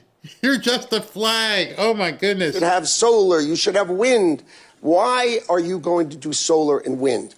Why would Europe agree to be net zero in 2030 when they don't make a battery? They don't make a battery. So if they go 2030, they are deciding to be subservient to China, who makes the batteries. Why would you do that? Why would the United States of America, which has oil and natural gas, try to convert to all electricity? China does not have oil and natural gas. Electricity and electric cars make perfect sense to them. That is practical and logical. So the point I want to make, and I want people to think about, is that America First is the job of our government to take care of our workers, to make sure their lives are better for it. And then don't be America alone, right? But be America first. And I would suggest that policy is something for other countries to deeply consider, to take care of their own, and then we will work out wonderful relationships between us. But I want to point out, when America shines, the world shines. Close your eyes and think of a world without America in it. It becomes pretty dark, pretty darn quickly. When America shines, right? And everyone said, oh, you're going to do all these tariffs, you're going to destroy the world. The world's stock markets are up. Which ones of them? All of them. I don't know how much you guys follow finance. This might be some of the biggest, deepest finance you've dug into in quite some time. But it's great, isn't it? I mean, I'm hoping that you're seeing this and you're like, wait a minute, I need to turn off Fox and CNN and start watching what Howard and Scott Besson are saying, because over here we have the media acting like fools, and over here on the financial side, we got guys just smacking people. Can I bring you back to Greenland? No. It's unnecessary. It's the Western Hemisphere. here is vital for the United States of America. Our national security people are on it, and they care about it, and I'm going to leave it to them to address with our allies, with our friends, and with everyone how they work it out. But the Western Hemisphere matters to the United States of America, and the United States of America, as I've just articulated, really, really matters to the world. When America shines, the world shines, because they all need to make sure America is... Look at the lady's face. Right now, she needs some, like, I don't know, Miralax or something, because she's not doing well. She's not doing well at all. What are you saying? What are you saying? We're second? No. We're saying you're out of the picture. It's over. You failed. You're done. That's what I'm saying. Strong and powerful to take care of them, God forbid. And so I think America and the Western Hemisphere are vital to America, and I'm going to leave that to my national security people to address. Right. The rest of us, I think, are finding it harder to make that kind of separation clearly. The rest of us are having a hard time making that separation. I don't care. That's pretty much what he said. This is kind of hard for us. I don't care. That's how it's going to be. And I would be curious to know how the representatives of the UK and Canada might want to think about these issues. Do you see them as starkly divided, as Secretary Lutnick would like us to have them? Does this logic of what's good for America is good for the world convince in this extraordinarily strong, extremely eloquent expression that we've just heard? You go first. Thank you. Thanks, Francois-Philippe. We're friends. So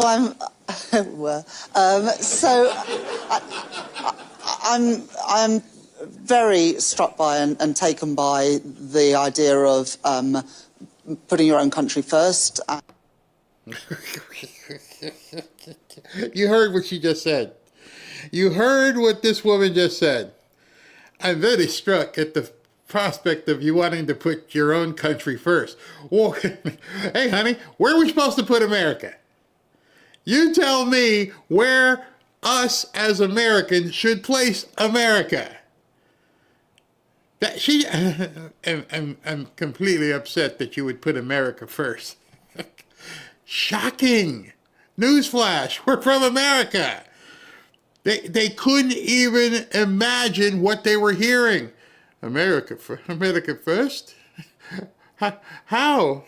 And considering your own security and resilience. I think it's about 3 years ago now that I gave a speech where I coined the term securonomics, which is all about building security and resilience in your economy. And the days when it didn't matter where things were made and who made them were in the past. And that's become... It didn't matter where things were made or what it cost. Oh my God, the Democrats and other Republicans sold us the F out. Her ideology was it didn't matter where things were made and what they cost. Did you hear that? That was their policy. Hey, if it cost America more, it's too flippin' bad. I'm going to just pull that back like 5 seconds so you can actually hear her say that again. That, you know. And resilience. I think it's about 3 years ago now that I gave a speech where I coined the term securonomics, which is all about building security and resilience in your economy. And the days when it didn't matter where things were made and who made them were in the past. And that's become increasingly clear since the pandemic, when we were over-reliant on PPE and medicines from abroad, and then again when Russia invaded Ukraine because of what happened to oil and gas prices. I guess for an economy like the UK, the way in which we will pursue our national interest is going to be different from the way in which the US pursues theirs. You are a much bigger economy, and we can't do everything on our own, nor should we try to, because we'd end up doing nothing well. But we do have real strengths in the UK, in our defence sector, in life sciences, in business and financial services. But we do rely on our allies as well, and even a country as big and as strong as America also relies on its allies. And I guess the sort of area where I think that we do need to sort of continue that dialogue between countries that share each other's values is how we can work together in our mutual interests to advance our values in a very unstable and uncertain world. And if you say, could you picture the world without the US and what would the world be like? Yeah, the world would be a lot poorer and it would be a lot scarier. But you've also got a lot of allies around the world. In the United States, Britain, I hope, I believe, is your strongest ally. Always has been. Do a deal always with us, will and we be. love you. We do. We do. Thank you very much. Feeling is mutual, but we do need to think about where the threats are and who our friends are.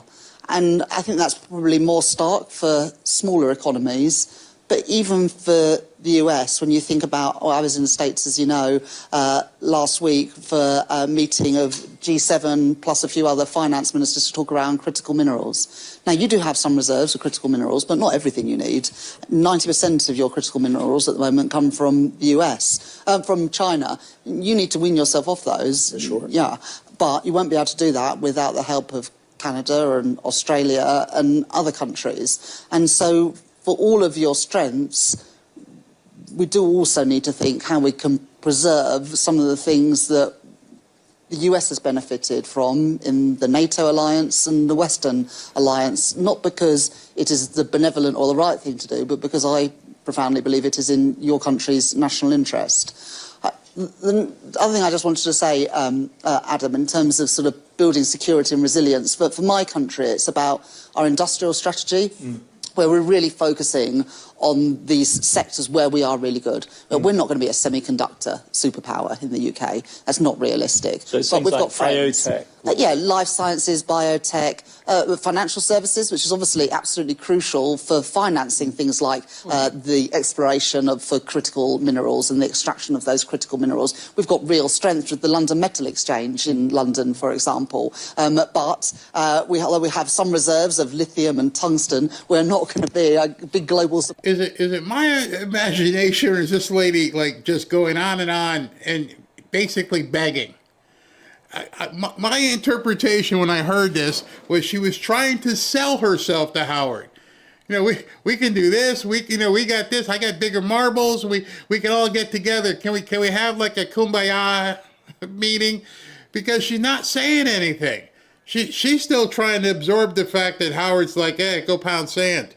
Supplier of critical minerals. So we have strengths. Defence is another one. And our trade strategy is also around our security and resilience, where we are trying, and this is different from the US approach, I absolutely acknowledge that, we are trying to reduce barriers to trade. We've done trade deals this year with you, with India, with Korea, and we're also reducing trade barriers with the EU. There's more that we want to do together between the UK and Canada. We regard it in our national interest to reduce the cost of living for people in Britain, but also providing more opportunities for businesses in the UK to then export around the world. And, energy security is important to us. I can't believe she's just going on, and I think she's probably trying to collect her thoughts. What can I say to him so he doesn't completely cut us off? And I think she's trying to engage Howard. He's just listening to her. What? You haven't said anything I want yet. And see, the part of this is, if we're going to go over there and cut deals, you better realize you better give Trump what he needs. Not what you want, what he needs. as well. We do have some reserves of North Sea oil and gas, and they will be important for many decades to come, but we are a net importer of oil and gas. We do have, because of the shallow waters in our seas, big opportunities around wind technology. We don't have what you have in the US, and so we've got to find our own way to boost our energy security, and we strongly believe that renewables is a really important part of that mix, as is nuclear. There hasn't been sufficient investment in nuclear for a long time. We've signed off Sizewell C, big nuclear reactor, as well as small modular reactors in North Wales. So, you know, that security for us is around energy security, our security through our industrial strategy and our trade strategy as well. So I think a lot of shared analysis of what the problem is. The solution is going to be different in every country, but what I would urge Howard and others in the administration just to think of is how your allies can also help you achieve your objectives, which I think are in your national interest, as well as helping all of the Western world to thrive. Can I bring in Mr. Sure. Well, listen, it's a real pleasure to be with Howard and obviously Rachel and colleagues. I like the way Howard started. You know, it's the worker first and how we rebuild industrialization. And you're right. You know, you've been looking at that. And I think today, and I chaired 10 meetings of the finance minister of the G7, perhaps last year, with Rachel and Scott and others to try to figure out, you know, the way forward. And one thing, and goes back to Howard, I think that the world see a better, clearer nexus between food security, energy security, economic security, and national security. I can tell you as finance minister, I've never talked as much about national security as we did before, for some of the reason that Howard was mentioning. You know, we've become too reliant and less resilient. So how do we build resilience in the system? I think has been a significant thing. And nostalgia is never a good strategy. You know, I keep saying we're entering the second quarter of the 21st century. And the next 25 years and beyond is not going to be like the last 25. So you cannot look at the past to try to chart the future. And I'd say the 3S, which I call the speed, scope, and scale of change, is quite unprecedented. You know, some would say you have to go back to 19.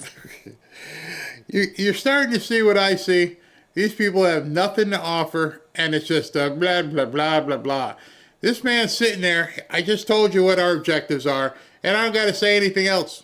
I'm just going to sit here and listen to you guys babble to yourselves. Until you say something I need to address, I don't got nothing to say to you. We are America first. Deal with that. 45, the fall of the Berlin Wall, it's everything. It's geoeconomic, geopolitics, supply chain, it's AI, it's quantum, it's a lot of things at the same time.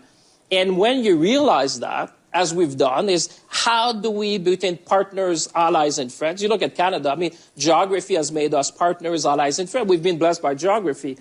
We share the continent. We've been trading with each other. We've been exchanging. Actually, we're one of the biggest customers of the United States. We buy more from the U.S. than China, Japan, and the U.K. combined. So 2/3 of the United States of Canada is their first export market. So we've built that integration. But what Howard was making a point, and Rachel, is that within that, we also need to build more resilience in the system. You know, we had to do a step change. How we're going to be, a major supplier in terms of critical minerals, in terms of energy, the things that will matter for the future. And what we need now is scope and scale. Because I think what we're facing now is a rupture point where we need to change the future together. And I would say when I look at Canada, you know, we're still a big magnet for talent. I mean, like the United Kingdom, Rachel and I were in Downing Street recently and looking at the talent piece. And if you can attract the right people, you're going to have the right economy and you're going to have the right strategy. You see, right now, I think Howard Lutnick is sitting there thinking, what time's lunch? Because they're trying to sell their countries to Howard Lutnick and to the other one sitting there. And it shocks me because the first thing Howard said is globalization is dead. You failed. So everything you're saying right now is just water going down the drain. It's not going to happen. In fact, Trump might be even worse tomorrow to let you know it's not going to happen. And they're trying to, it sounds like to me, like they're trying to salvage something when there's nothing to salvage. Decision has obviously already been made. When Howard Lutnick went there and said, America first, and you guys have failed, unless you can address those two things, everything else you're saying is just biding time. The right prosperity. The second thing I would say, you need strong industries. And I think that was the point of Howard. You need to make cars, you need to make ships, you need to make planes. You need to have that industrial base that is going to ensure your resiliency, whatever happened in this new world. And I'd say in terms of critical minerals, it's true with our G7 colleagues. We said we cannot let uncertainty become the new certainty. So how do we, make sure that we improve the resilience in the system? And we've seen what other actors have been trying to do on critical minerals. So we need to learn from that. And we've said, let's have an initiative to make sure we'd be more resilient. And for us, it's about how can we be the best possible partners to our friend allies so that no one has a choke point when it comes to that. Yeah. The fourth thing I would say is around energy. I think that we have been for decades providing energy, but I think now we're stepping up in a big way. And I think it's a good thing because you want, at the point of Howard in the United States, they want partners to be resilient. They want partners to be, they're fighting for their own peace and for their workers, and I like it because we're all doing that, but we all need to do a bit more. And at the end, I would say when you're Canada, we have free trade with all the G7 colleagues. So I think we're in a unique position to work in a very concrete way to build the resilience in the system that I think going back to the worker, the point of Howard, we're all going to be benefit if we're more resilient, if we're more coordinated in what we're doing, and realizing that each ally and partner can bring something to the table. Yeah. And that's what we're trying to build. If you're looking at the next quarter, that's really the wake-up call, I think, that we all receive and that we need to act upon. Can I turn to our representatives from the private sector? Brian, ahead of time, we were talking about how, from your point of view, you think it's critical for countries to think about attracting foreign business. You were giving me a very interesting analysis of the way in which you thought that countries like Canada or the UK might be well advised to play this game of attracting foreign capital. We've heard the policy side. And then, Janet, I'd love to turn to you to get your global perspective on this. So I think one thing Howard didn't mention also is the U.S. final demand is huge. And so the success of a company coming to the U.S. and doing something is there's going to be a big final demand met. And the U.S. consumer in the first couple of weeks of January spent at 7% more than they spent last January. We've raised our estimates for the U.S. economy from 2.6% GDP to 2.8%. We're bullish, and we think it'll be higher. That's net, Howard. So you got to, but with a 5 or 6% growth, frankly, which is a lot of activity. So we're bullish. All right. So this guy, I'm not sure who he is, but he's talking about from a business investment perspective, where he's seeing the United States economy going. And when he said 2.8, 2.9, and Howard said higher, he goes, no, that's net. And he goes, yeah, I could see it going to 5 or 6. So he's underscoring what Howard and President Trump have been saying, that over the next couple of months, this economy here in America is going to be a rocket ship.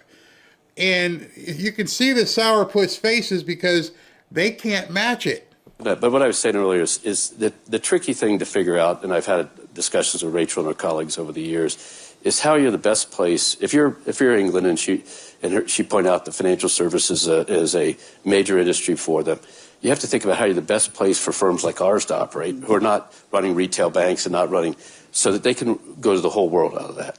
And so we have New York, we have London, and then how do we go the whole world? And the trick for a government is to figure out, I got to protect my people, I got to protect my tax base. What I don't need to do is get myself so involved to where I start to become more and more difficult. So if you take the environmental rules that have been beaten at for the last 5 or 6 years, I've had some interesting meetings here where we keep telling these aren't going to work, these aren't going to work in the EU, CRDD and all this stuff.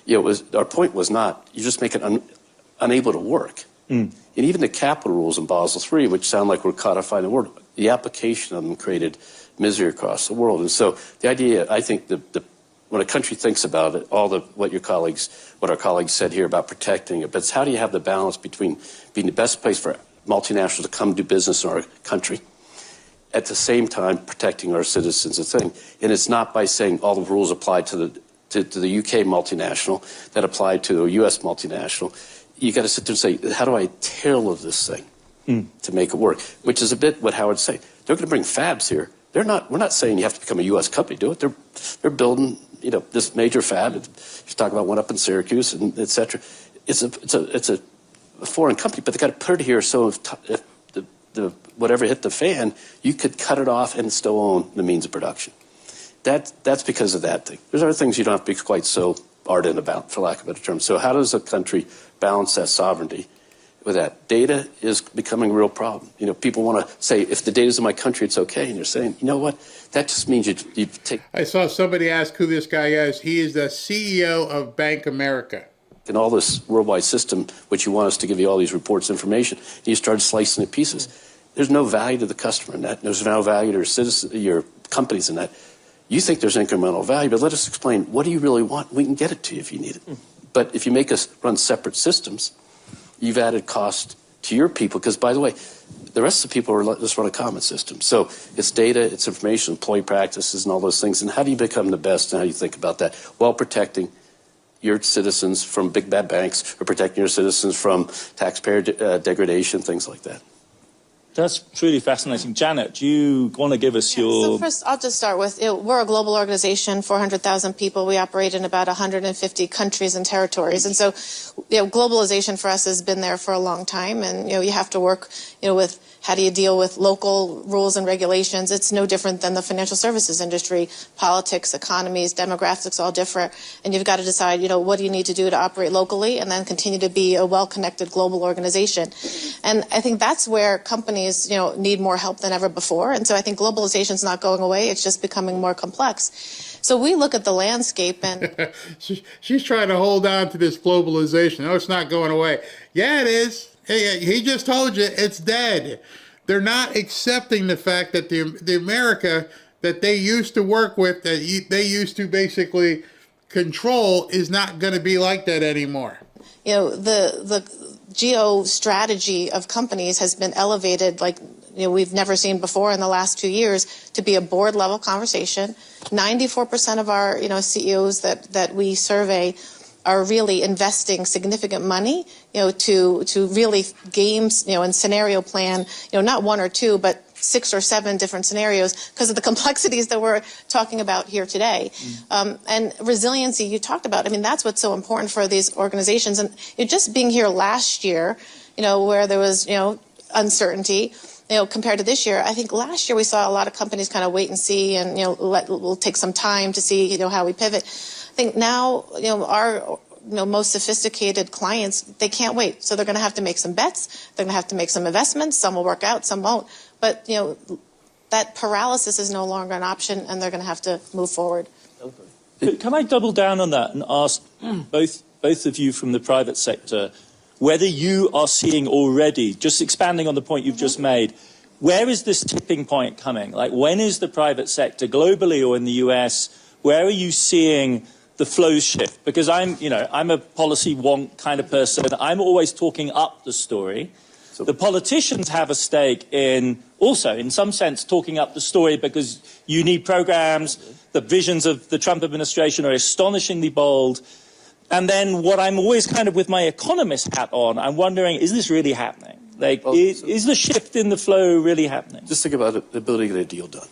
The ability to get a transaction done. The honest advice in, say, 2024 or something like that would have been...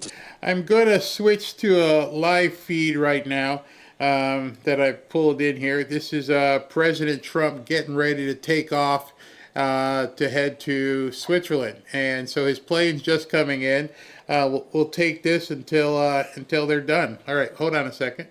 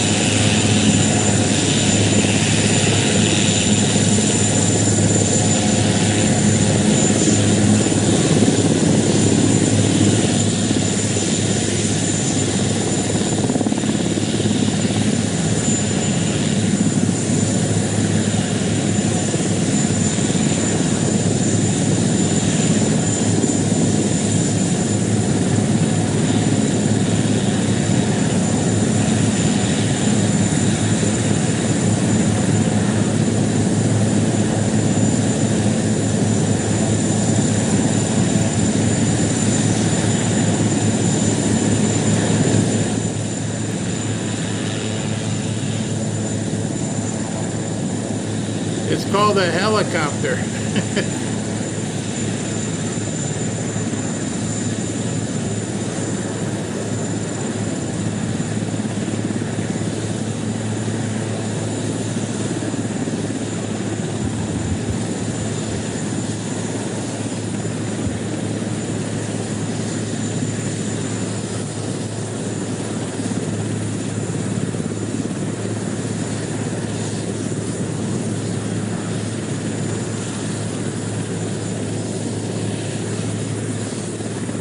I turned it down so it won't be so loud. So the dog, bring your dog back, KRO.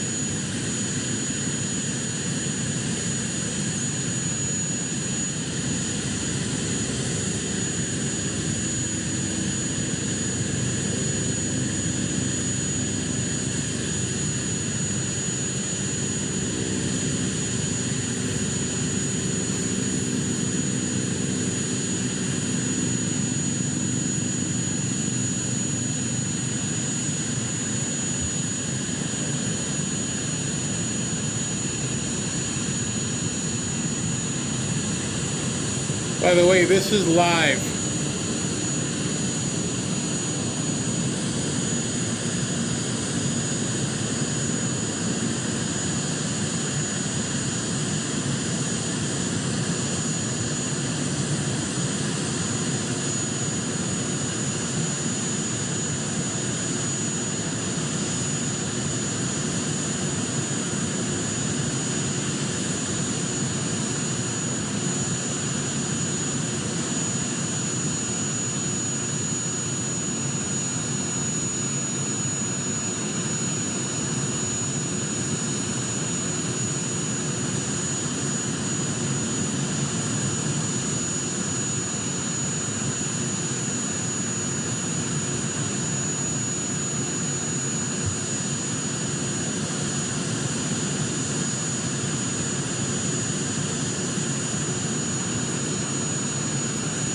All right, so that 78-year-old guy is getting on a plane right now at 9:35 Eastern, about to fly 8 to 10 hours to Switzerland to deal with these schmucks. Somebody offering up a $5 billion plus acquisition, think twice, because this may never get approved. And what are you going to do to your company while you wait? Okay, that's completely changed. So the last year, 25, was the second highest investment banking year of deals getting done. Absent the pandemic recovery year where every debt financing went crazy. So, and next year we think it's bigger. That means that you're unleashing the competitive forces of acquisitions and all the deployments and investments. So the capital markets are open, the financing's there. And so I think if we can keep enough certainty, to your point about that, just keep the rules clear enough. Well, these colleagues have to wrestle with. National security is not, unless you're in the business of providing national security, is not something we all depend on, but not something we're going to add a lot of value to. But on the other hand, it creates economic activity we have to help finance. Okay, but the world's ready to go in a lot of ways, and so deals can get done and things like that. And what I encourage people is to move on the permitting side, move on the approval side, move on the deregulation side. There's a lot of fuel going in the tank right now on deregulation stuff that's still barely coming in the system across the UK and here and other places. So in our pre-chat, you were saying de-emphasize the headline tariff wars thing, focus on the nuts and bolts, the non-tariff barriers, the things which enable stuff to get done. These rules, which they're straightening out, hopefully, on environmental disclosure, require you to do things like, and we're just saying there's ISSB, the company set standards. We're happy to agree with those, and those are developed with business. The firms, the major firms developing, so business can do this, but if you do a lot more than this because you like X or Y, you are just adding barriers to us being able to operate with the facility to help your people get financing and access to capital. Janet, this corresponds to your experience. Absolutely. I mean, you look at, again, financial services regulation of our profession. We've got different standards for different companies listing different places. That's not helpful, right? We've got to get alignment and better consensus, again, to bring, more businesses to market and the like. You want to come back in? Well, I would say it's not a time to wait. It's a time to double down. I mean, listen, what we need, we were talking just a minute to critical minerals. What we need is speed and scale. This is not a time. But what has happened in the world, I think, is forced us as government to be more efficient. I mean, a lot of what we were saying is how we bring efficiency in our own system. For us, we put a major project office, reducing the time of permitting, matching the offer and demand, looking at long-term offtake with the number of private sector. I think there's a big role, and the United States has been leading in many ways in trying to show us in a way the interaction that you can have. And honestly, when, there's things that you see in the public, but you'd be surprised at the amount of discussion and, the background what we're trying to achieve. Because if you look at the real challenges in the world today and the advancement of technology, quantum and AI altogether, cyber, I come back to critical minerals because it's essential. The microchip, everything we need. I would say what has happened has made us also more efficient. I can speak for Canada. We have done things in the recent past that, were long-standing that we needed to do. And Rachel and I, we've been sharing, and Howard has been obviously a lot as well in the United States. So I would say from our side, it has made us more efficient because I don't think that you'll see change is obviously part of history. But I don't think the speed and scope and scale of change will relax. I think you will see that for quite some time. So better adapt to that, be efficient, and like you said, these investments that are waiting, I think we've passed the time of waiting now. It's the time to act to make sure we can, meet the moment. I'd love to go out to the audience for some questions. The fate of these panels is that we have too little time, too many great speakers, but I'd really like to open it up. I see 3 hands here. I'll start here with Peter Goodman, I think, at the time. Yeah, hey, Peter Goodman with the New York Times. Mr. Secretary, I'm wondering where the safeguarding of credibility in the institutions of American governance fits into your vision for America First. And specifically, where do you stand on the importance of Fed independence? And what are we to make of the fact that we've actually seen manufacturing jobs decline over the last year?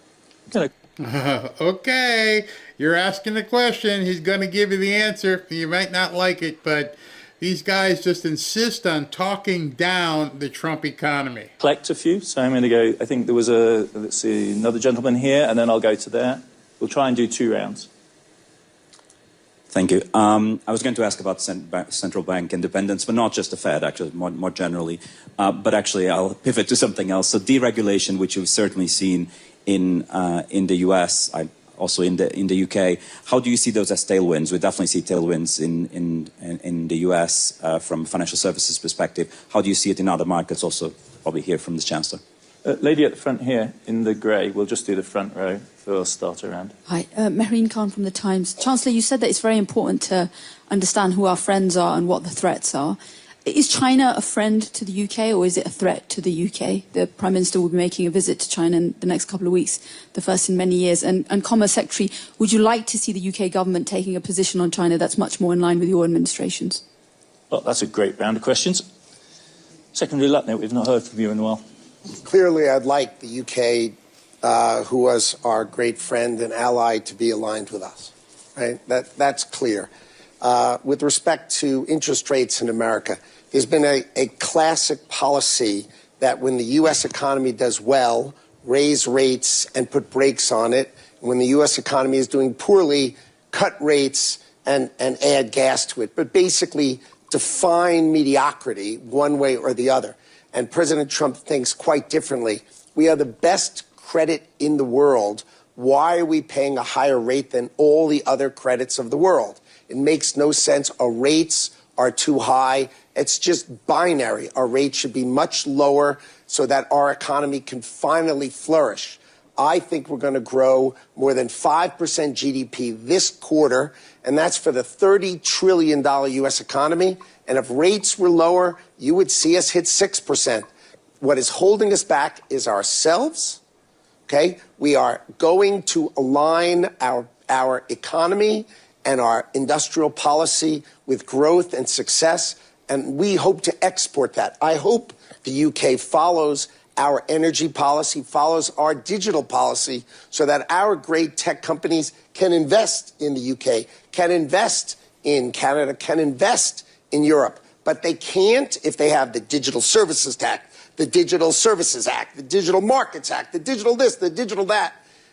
Europe has taxed our companies with fines and regulatory attacks more than they've earned in taxes on their own technology companies. Instead of saying, come and build and grow and build data centers here, they tax the heck out of them with fines and regulations that harm them. It's Does he realize they're sitting right next to him? I mean, he is embarrassing them to the audience, and they're sitting right there. You guys have screwed up completely. You keep taxing. Everybody gets taxed. It's not going to work anymore. Dude, they're sitting right next to you. Logical. There's a reason the United States has $18 trillion of economic power coming in. You just watch. I couldn't say 5%, and I couldn't say I think 6% if we cut interest rates is in the cards, unless that $18 trillion comes to America to build. And let me give you a hint.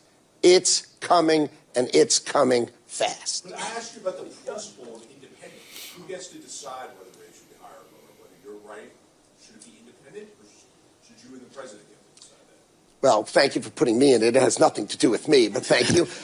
The President of the United States gets to pick the members of the Board of Governors. He will pick the governors that he thinks are the best, and therefore the outcome will be set by the governors. That is set. The president has clearly set what he thinks the right answer is, which is lower rates based on our credit, not based on some other nonsense. But he will pick the governors, and the outcomes will be set by the Fed governors. That I find illuminating in the sense that it's the sheer drama of your vision of potential American growth that helps us better understand the stakes in the struggle over the Fed. I think that is actually, for me, quite an illuminating answer. It segues very well with the AI discourse as well, about the urgency of the current moment and the coincidence of the AI boom with the first year of the Trump presidency. As a historian, I think we'll look back on as a hugely powerful moment. We had a bunch of really other interesting questions. Maybe, Chancellor Reeves, you would like to pick up the question from Mehreen Khan? Yes, first of all, I'll say something about central banks, though. In the UK, with this government, we very much believe in the independence of central banks and indeed respect for wider economic institutions. It's only 3 and a bit years ago the previous Conservative Prime Minister and Chancellor spent months undermining the Bank of England, didn't allow the independent forecaster to do a budget forecast, combined with a load of unaffordable tax policy, sent interest rates soaring in the UK, inflation was unleashed and pensions were put in peril.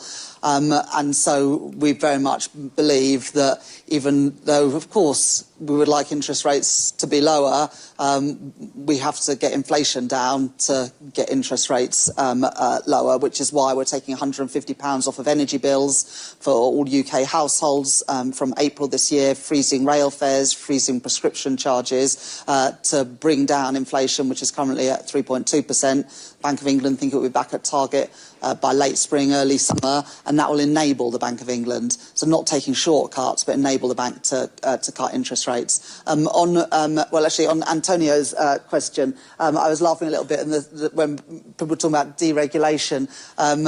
Antonio and I, when I became Chancellor, would message each other regularly about development, I think in Horsham, was it, in Sussex, where you had some microscopic snails that, as a result, were stopping any houses being built. In our regulatory system, we cared more about microscopic snails than we did about young families and first-time buyers getting on the housing ladder. Well, Antonio, I think you can confirm that has changed now. You are building those houses because we've changed the rules and regulations. We're letting people build stuff in Britain again, whether that is energy infrastructure, transport infrastructure, housing for our people, you name it, the data centres. And, Ruth Porat, who's here this week, and others at Google and all of your big US companies are building data centres in Britain because we're making it easier for them to do so. And we don't have the regulation that some other countries have, which makes it easier to do business in Britain. But we absolutely recognise that challenge from business to make it easier to get stuff done. Planning and regulation are being torn up in the UK because we want to make it easier to do business. And finally, on Maureen's point about China, the trade intensity between the UK and China is lower than between the US and China, lower than Germany and China, lower than France and China. We don't want to be an outlier, but we are a bit of an outlier today, and we've missed out on opportunities for British businesses to sell into US markets. Brian and Bank of America do business in China. We want to help British businesses as well to be able to export to those fast-growing markets. That's in our national interest, but we also need to make sure that we use that relationship to challenge where necessary in a whole range of areas, including on areas such as dumping and the lack of respect for some rights of activists like Jimmy Lai, which we raise regularly with the Chinese. But you've got to be in the room to be able to have those conversations. You're not always going to be able to agree, but if you refuse to engage, then you're unable to have those difficult conversations too. If I may, I'll go to another round of questions. We've got people queuing up in the audience. The gentleman here, smiling at me with a tie, woman here in the check top, and then gent here in the middle. Oh, have we got over here? We'll do 4. Okay, where you go? Joel Hills from ITV News. A question for Mr. Lutnick, if I can, from the UK. You notice the people want to talk. They want to hear from Howard. They want to know what Trump is going to be doing. You can go ahead and dismiss these other people now because the questions need to go to Howard. It is said that President Trump rather likes and admires shows of strength. What will happen if Europe does decide to respond with tariffs? This lady here in the red checked top. I was actually going to ask exactly the same one about retaliatory tariffs, so I'll ask a different one. Isn't there likely to become a point at which financial markets, this is also one for the Trade Secretary, isn't there likely to come a point at which financial markets start to become concerned, as they did a couple of years ago in the UK, about the credibility of institutions, about whether the US is a reliable place to go to do business, whether they can trust the rule of law? Are you really asking if the United States is a reliable place to do business? I don't know. Maybe try another country over there and see how it works. Are you kidding me? Did she really just ask that? There's so much uncertainty about the sort of trade environment and so on that it becomes a riskier place to invest. I'm going to take two more because this is going so well. Here we go. Gentleman here with the tie. There we go. And then over here, Ravi. Right. I'm David Rhodes from Sky News in the UK. And my question is actually for EY and Bank America. Secretary Lutnick, you said that globalization had failed the West and failed the United States. And you said it's left America behind. So I'd be interested to know some of the ways that the Bank of America and EY have been left behind in this set of circumstances that you're describing. Ravi. I don't understand this type of questioning. You're asking 4 questions. 3 of them have been to Howard, and he's supposed to remember all these 3 questions? I mean... I thought your first answer was illuminating about what America First is, and you framed it partly as an expression of sovereignty. And I guess my question to you is, what about the sovereignty of other nations? And this is linked to your role because the threats on Greenland are no longer hypothetical. You're already proposing economic warfare against 8 European countries. So how does this add up? Does sovereignty matter or not? All right. So before Howard answers these 4 questions, one of the things I wanted to show you by showing you this is the rest of the world is freaked out. They can't even imagine that President Trump wants to go it alone. His speech tomorrow is going to be, like he said, interesting. Because if Howard is saying this in a much lower key type fashion, I can't even imagine while President Trump is going to be up on a podium and he's going to let it fly. They're freaking out. They realize at this point the spigot is being turned off.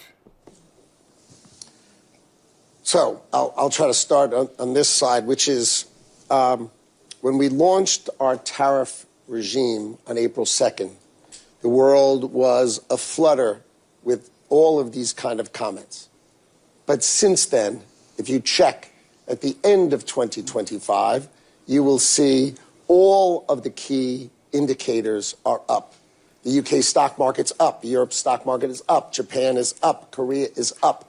They are all up because, as it turns out, there is much more stability in a strong America and a natural and long-term relationship between 2 countries. I think with respect to the tariff policy, the president uses tariff policy to make sure people are talking and paying attention and not just acting. You have seen him use tariff policy again and again to have outcomes that are reasonable and appropriate. So the fact that he doesn't want things to be done without discussion and without consideration is a way for him to say, hey, you need to talk to us. If you're our great ally, you need to talk to us. Do I think the trade deals that we've set with Europe, with the UK, are they durable? I absolutely do. I do not see a model where Europe would decide, I want to blow up the tariff I have on automobiles or on pharmaceuticals or on semiconductors. I'd like to just go back to the way it was in April. I just don't see that happening. What I see happening is diplomacy and talking and at the table rather than action, which is something I think the president cares about and is important to the president. And I said, I will leave that to my national security people. But the president is clear-minded and clear of thought. He feels, and he's talked about this for 30 years, he has felt that the industrial policy of the United States allowed it to be hollowed out, and that would be true of Britain, and that would be true of Europe, that all of this has moved to Asia, right, where they make everything and we just buy it. And that has got to end. We need to produce things in America. We need to produce things, and we encourage the UK to do the same, right? And you agree. It's not as if we disagree. So that's the history, and Sovereignty for America says we need to have our own steel, we need to have aluminum. We can have it with great allies, but we cannot have it where we rely on other people that maybe, like we've seen in critical minerals, and make no mistake about it, the critical mineral issue was with us a year ago. Everybody was sleeping through it. Donald Trump ripped the Band-Aid off, and the whole world said, oh my God. And that is the intuition and power of Donald Trump's presidency, is that he's teaching the world what is wrong, and now the world is working together with respect to critical minerals to fix it, right? But there are all sorts of things that need to be fixed, one of which is a modification of industrial policy, that the United States of America should be a place where you build things, and I would encourage the UK to do the same. Yeah. Granted, it can't be everything to everyone, but there are a lot of things. Same for Canada, same for all our allies. And what happens if Europe retaliates with tariffs of its own, Mr. Lutnick? Well, then we'll be back to a tit for tat, which is how we began, and it will end in a very positive conversation between Donald Trump and Ursula von der Leyen, which is what happened last time. So you can start with a kerfluffle, but in the end, right, the United States and Europe are great allies. The United States and the UK are great allies. These are great allies, right? We are great allies with Canada. We are great allies. It doesn't mean you don't have an argument. It doesn't mean you don't disagree. But it doesn't change the fundamentals of the United States knows who our allies are. And if we're going to have a kerfluffle, so be it. But we know where it's going to end. It's going to end in a reasonable manner that, in our view, prior to Donald Trump taking the helm of the United States of America, the world was taking the piss out of us, right? And we were exporting the power of our economy to the rest of the world. In 1 year of change, I just said my expectation is GDP of the United States of America is over 5% in the first quarter of 2026. That's just my opinion. But so far, in the first quarter, if you saw what I said I thought the United States would grow 4%, and the whole world said, you got to be kidding me. 4.3% in the third quarter. You're going to see plus 5% from the United States of America, the $30 trillion economy, winning. And that's good for the world. We're going to win so much, you may even get tired of winning. And you'll say, please, please, it's too much winning. We can't take it anymore. Mr. President, it's too much. And I'll say, no, it isn't. We have to keep winning. We have to win more. We're going to win more. We're out of time, but I still want to give the final word to our representatives from the private sector, because I thought this question that you asked was really quite a fundamental one. Does the Secretary's counter-narrative to the story of globalization, which he quite rightly associates and quite fairly associates with WEF, does that ring true for you? Or do you see elements that you can agree with, even if perhaps the overall story doesn't work? As he went through the pieces, the national security pieces, manufacturing job content as a percentage of all content, even though we're a very services-oriented economy, it's not that America hasn't done fine.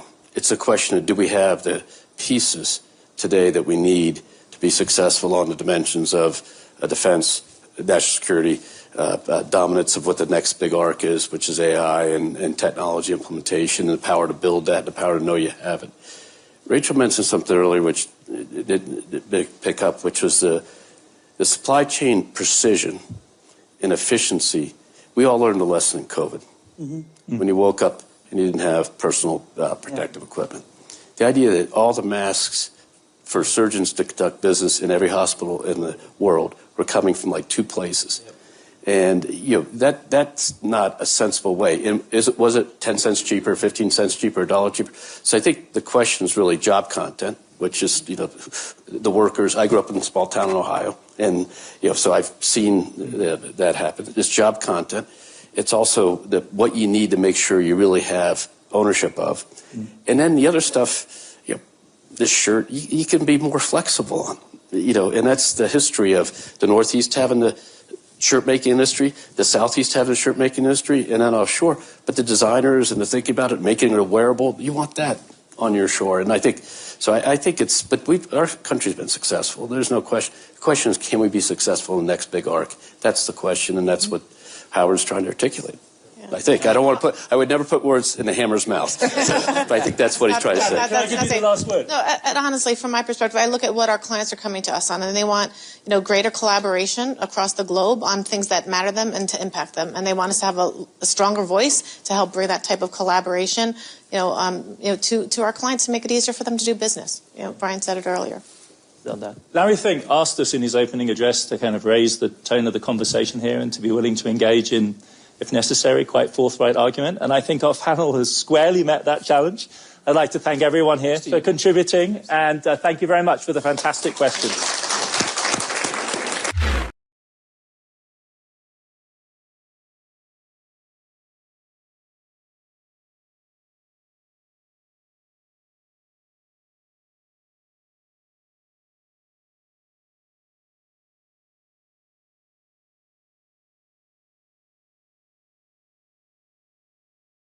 Said about the president's actions in the last year, but how does he think his 5th year in the Oval Office turned out?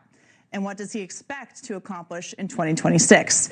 The president and I covered a lot of ground during our conversation in the Roosevelt Room at the White House today, from Minnesota to Davos and Greenland to Venezuela.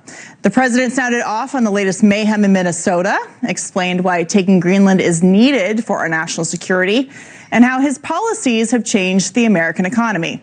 So let's get to it. Here's my exclusive interview with President. What I said was 10 o'clock, she was supposed to come on with President Trump. It's 10 o'clock, so we'll take it. To mark the 1-year anniversary to your 2nd term in the White House, Minnesota continues to be ground zero for the left's war against your deportation efforts.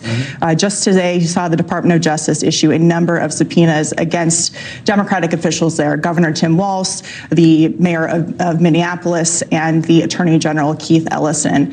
What is the status of Minneapolis, and what is your administration doing to ensure that your deportation efforts can continue in that city and around the country?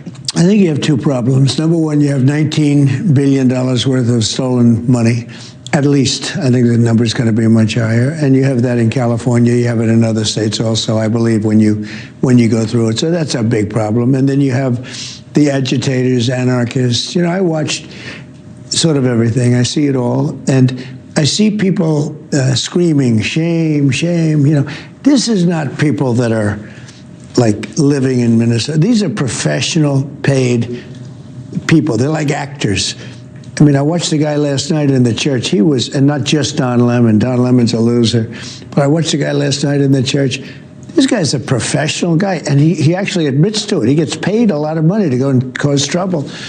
And you see that. What they don't see is that ICE gets rid of murderers, drug dealers, Tren de Aragua, I mean, the worst gang in the world, anywhere in the world, MS-13, but these are the worst gangs, and they get rid of them, they take them out. And I say, something's wrong when a place like Minnesota, which is a good place, it's got a horrible governor, it's got horrible people, this Ilhan Omar is horrible. I mean, she comes from a country that doesn't even have a government. They have nothing. And she comes here and she lectures us on the Constitution. She's got constitutional rights. She's just horrible. Somebody said she's worth $30 million. Well, therefore, she's obviously a very dishonest person. And she should be looked at for that.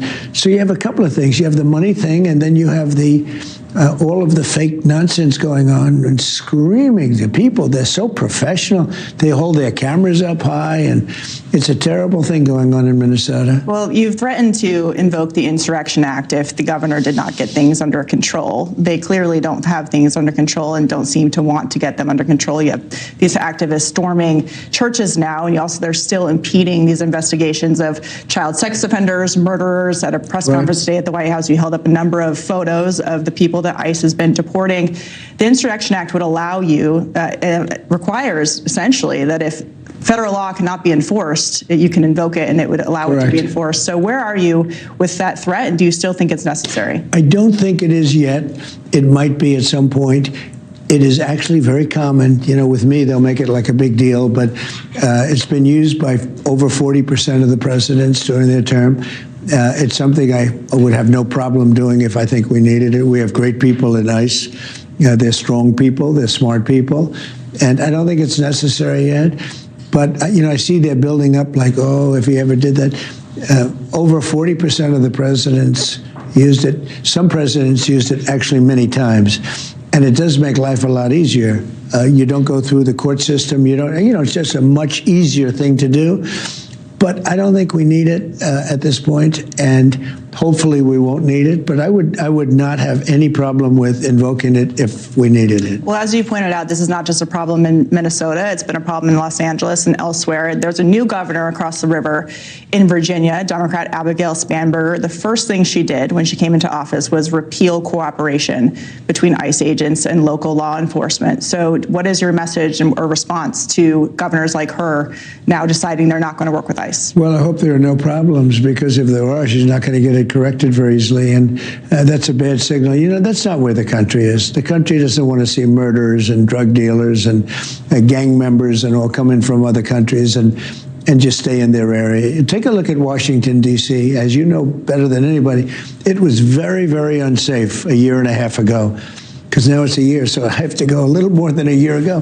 But it was a very, very unsafe place, and now it's totally safe. It's a beautiful. People are walking with their kids to restaurants. They meet their husband at a restaurant.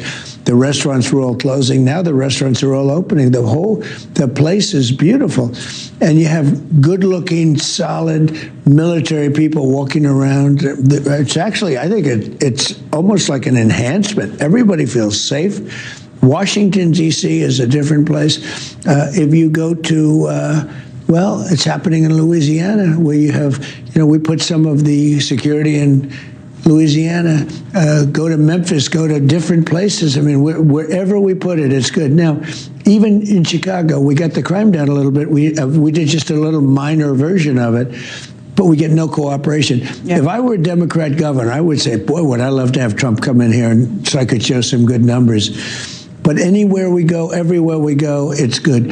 And by the way, the numbers are way down in Minnesota. If you go to Minnesota, the numbers are down because of us.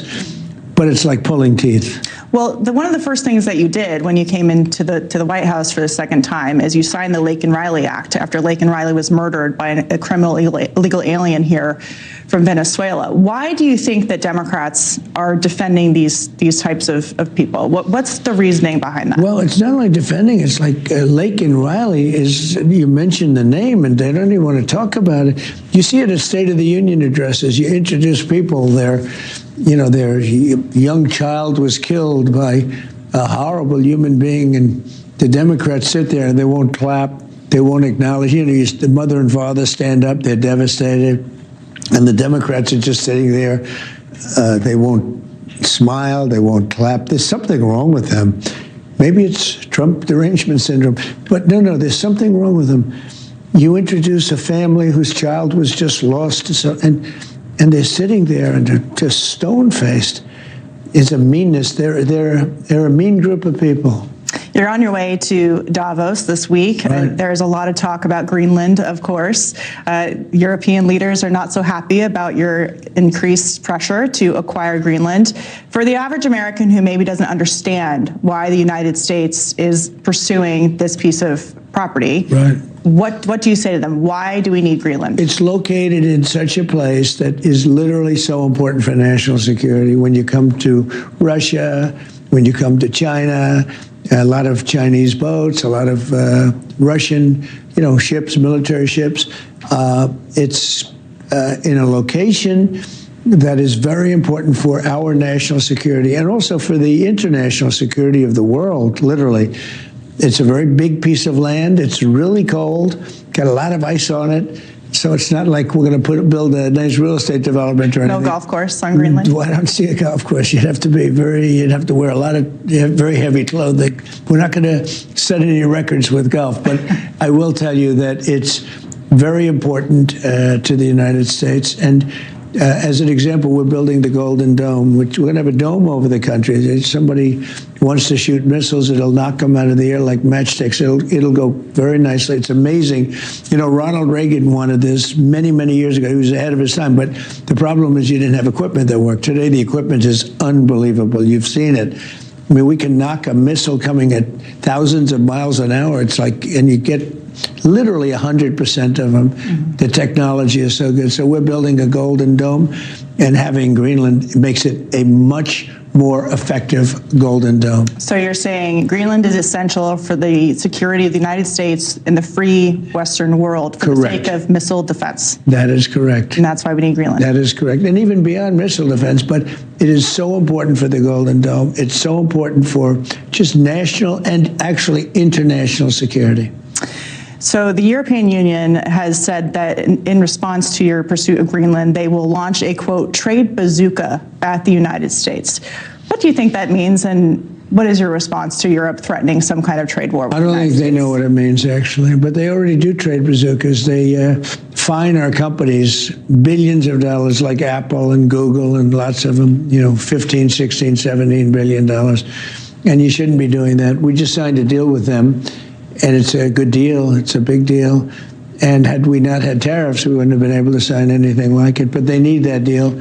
So I don't think they really know what a bazooka means. And, you know, if see anything they do with us, I'll just meet it. If all I have to do is meet it, and it's going to go ricocheting backward. But we're not looking at that. We'll probably be able to work something out, possibly even during the next few days in Davos.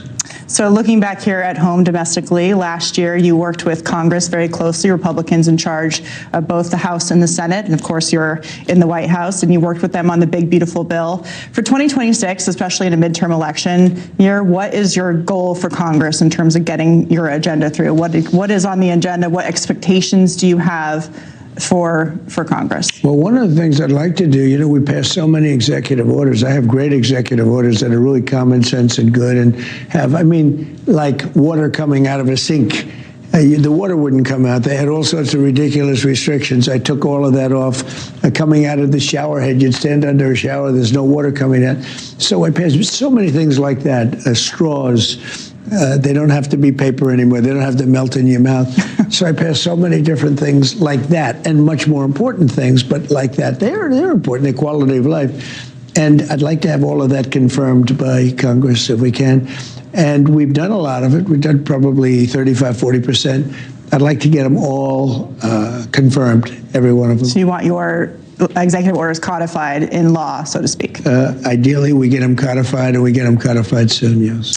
So the mortgage rates are down in terms of the economy. Inflation has slowed. Gas prices are down. The budget deficit has been cut significantly by tariffs. These are very good things, Katie. What do you think the economy is going to look like now that the legislation from last year will be kicking in and the Biden agenda will be no longer in place? So we have thousands of businesses being built right now. Because of tariffs, we've taken in so much money. And what's happened is, in order not to pay the tariff, they don't have to pay it. All they have to do is build their business here. So all over the world, they're coming in. They're building car plants, AI plants, massive buildings and small buildings, but literally thousands of them. We've never had anything like it.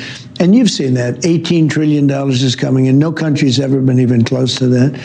And I think it's just going to be an explosion of success. I would be very surprised if it wasn't. There's never been anything like $18 trillion. You go back, if you see $2 trillion or $3 trillion, that's a lot. We're at 18, and by the way, that's through 11 months. I assume I'm going to add something for the last month, which was now we just finished our 12th month. So we're going to be over $18 trillion. There's never been anything like that in the history of our country. So when you're talking to these companies who are investing in the United States, saying they're going to build new plants, how do you ensure that they continue that investment after you leave office? Similar to your executive orders getting codified by Congress, how do you ensure that those deals actually come through? Well, once they build the plant, they're sort of here. You know, they're spending billions of dollars to build a plant. They're going to be here. That means, you know, they're not going anywhere. They can't put it on their back and bring it over to another country. So I think the big thing is to get it built now during my administration. And once they build, you know, they're building a building that costs $2 billion, $10 billion in some cases, and in some cases 50 and 60 billion, you know, the AI.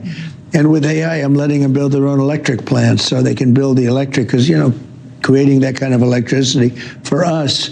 For China, okay, but we're beating China badly on AI. We're doing incredibly well. The approval process is going so quickly.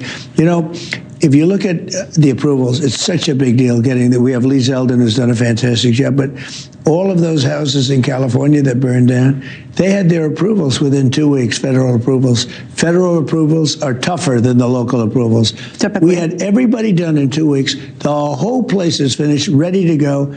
That was a year ago, more than a year ago. They don't have their state or their local approvals. The mayor has been unable, I guess the governor, I don't know if the governor's involved with it, but I think he is, and they have not been able to build their houses. It's a terrible thing. As the U.S. moves into this AI race and you pursue more AI at home, you mentioned these electric plants. Are you interested in more nuclear as well, given that it seems AI is going to surpass the electricity production that the United States can produce on the timeline that AI is working on? Well, AI is now going to make their own electricity, which is a beauty. I'm giving them a permit where they can make their own. They're going to make their own. They're going to become essentially a utility. They're going to make their own electricity, which is pretty amazing. And they're coming in with plants. You wouldn't believe it. You know, they're building these massive buildings, and the grid system, you know, it can't handle that. We need double the electricity with all that's being built now. We need more than double the electricity that we have in the country now for everything. Think of that. Now, you can't do that unless they want to build their own plants. So we're giving approvals to build their own electric plants, and they're coming in with unbelievable electric plants. They're going to make their own electricity while they're building their plant. They're building an electric plant. That solves the problem. You've had a goal for a long time to use tariff revenue to replace the income tax for Americans. Where are you in fulfilling that goal? Well, I think if we can win this case, I think at some point in the not too distant future, it's an option. Or you can just make a lot of money and keep the money and spend it wisely, and, you know, spend it on building the country, rebuilding and building the country. But no, I think the revenue will be such that we could, if we wanted, replace the income tax sometime in the not very distant future. You know, the income tax started in 1913. Until then, we had tariffs. Our country was the richest. If you go back to 1887, that was probably the single richest point that our country was ever in. And it was all tariff income. We didn't have an income tax. In 1913, they started with the income tax, and then you had a problem in 1929, a little thing called the Depression, which knocked the hell out of everyone. Then they tried bringing back tariffs a year later, 2 years later, to save it, but that was it was gone. You'd say this sucker was gone. And, you know, had I not been elected, you would have had, in my opinion, this would have been Venezuela on steroids. And by the way, Venezuela's an amazing thing that we just took place a couple of weeks ago. Speaking of Venezuela, there was a weapon used, a sonic weapon, that took out many of the Cuban bodyguards that were used to defend Maduro. Lots of people saw the details about that weapon and were concerned. Is that something that Americans should be afraid of, something the United States is combating? Yeah, it's something I don't want to, nobody else has it. We have weapons that nobody knows about. And I say it's probably good not to talk about them, but we have some amazing weapons. That was an amazing attack. Don't forget, that house was in the middle of a fort, an army base, a big one, a lot of soldiers, and they came in and they did their job. We lost nobody.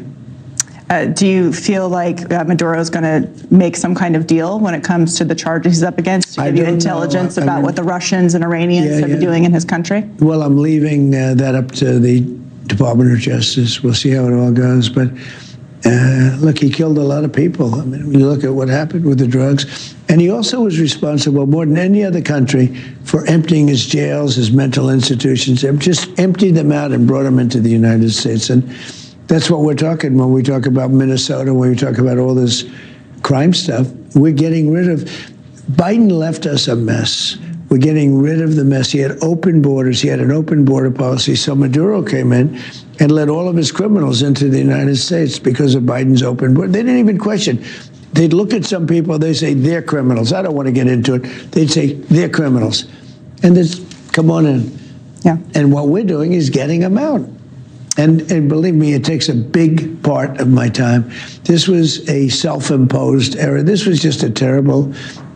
What they did to this country can never be forgotten. He was the worst president, and what Biden did, and it's the people that use the auto pen. You can call it a lot of different things. But he was surrounded by people, the beautiful Resolute desk in the Oval Office, which I'll show you right after this. But it's beautiful, but it was surrounded by radical left lunatics. And what they did to this country can never be forgotten.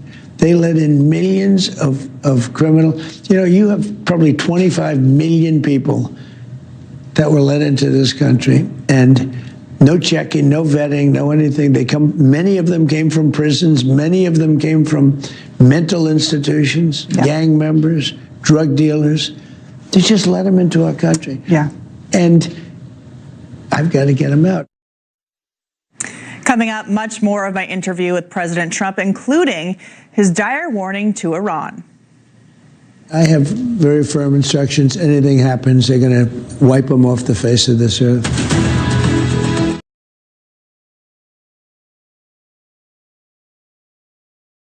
I told you my button wasn't working, so I'm having to fix that afterwards. So just to let you guys know, I did just see the schedule for President Trump for tomorrow. It's a doozy. Let me see if I can share it with you guys while they're on break right here. Hold on, let me see if I can bring it up. And here we go. So let me show you what the schedule looks like tomorrow. President Trump is obviously on Air Force One right now. So here we go. Here's the schedule, what we're looking at tomorrow. We have, let's see, let's go down to Wednesday. Here we go. Wednesday at 8 o'clock. He participates in a greeting with the World Economic Forum, which is 2 o'clock, 2:10 their time. Then that's closed press. Then at 8:30, President Trump delivers a special address to the WF Forum at 2:30. So he will be doing his address at 8:30. I'll turn on at about 8 o'clock, so I'll be up here. I'm not going to get any sleep. Oh, God. So we'll turn that on at 8 o'clock. Then this one's closed press, which is a meeting with foreign leaders. Then we have another event at 11:25. He has a reception with the business leaders, 5:25 over there. Then tomorrow night, well, actually not tomorrow night, at 1 o'clock, he sits for an interview with CNBC over there tomorrow night. So it's 7 p.m. tomorrow, 1 o'clock our time, and it looks like this one will be televised as well. And then that's the entirety of his day. So, yeah, that's what we're looking at tomorrow. We're looking at a full day of activity. Full day of activity. Man, I don't know. This guy just doesn't sleep. Maybe he is a machine. Maybe he's not a machine. Maybe he's a vampire. It's just crazy. I don't know how he has the energy at his age to do what he's doing. I mean, I know he recorded this interview with Katie Pavlich. Obviously it's not live, but still, sometime during the day today, he had to do it. So let me take some comments before I yawn in your faces here. Long day, Barry. Yeah, long day. Got to get the vitamins in me. Barry Trump. No. That's okay with me. It's 5:30 my time. That's when I get up for work. Oh my gosh. That's early. Let's see. A good thing we all don't have to stand. What's that say? Good thing we don't have to stand. Yeah. No time to sleep when you're trying to save a country. Agreed. Absolutely agreed. So 8:30 tomorrow morning. Somebody bring the donuts. There are some muffins, sugar-free muffins. Don't feel very 8 a.m. is 5 a.m. for me. You guys on the West Coast, that definitely sucks. I try to sleep till 6 a.m., but never make it. I always get up about 1:45. Yeah, I get up about 6. The dog wakes me up. Dang, I'm shamed by an 80-year-old man. Yes. I don't know what they give him. You know, after he's out of office, he should come out with like a vitamin line, Trump vitamins, and say, this is what I took when I was president. It gave me the energy of 5 men. I'd buy it. I'd definitely buy it. I think he takes 10-minute power naps throughout the day. Yeah, good. Yeah, maybe. Barry, you need to look up Cincinnati's namesake and see what he did. Trump is going to do the same thing. Cincinnati's namesake. Okay, I'll look that up. 8:30 is 6:30. 5 a.m. here most days. Yeah, exactly. Hey, Barry, I hope President Trump gets Congress to pass voter ID. First of all, you got to get them to pass the doggone budget. Ugh, with everything that's going on. Some Black Coffee in Bed by Squeeze, anyone? Hey, good song. I don't drink coffee, though. All right, she's back. Disturbing allegations continue to come out of Iran, with reports claiming the regime could be burning thousands of protesters alive. It doesn't stop there. The regime has also issued an assassination attempt threat against President Trump. How does our commander-in-chief respond to that? Well, Trump, in no uncertain terms, explained how the United States would react. Iran, you mentioned in the press conference today that you did in the briefing room with reporters that they canceled or at least put on hold hundreds of hangings that were scheduled. However, there are reports that they are still burning thousands of protesters alive. They also issued an assassination threat against you over the weekend.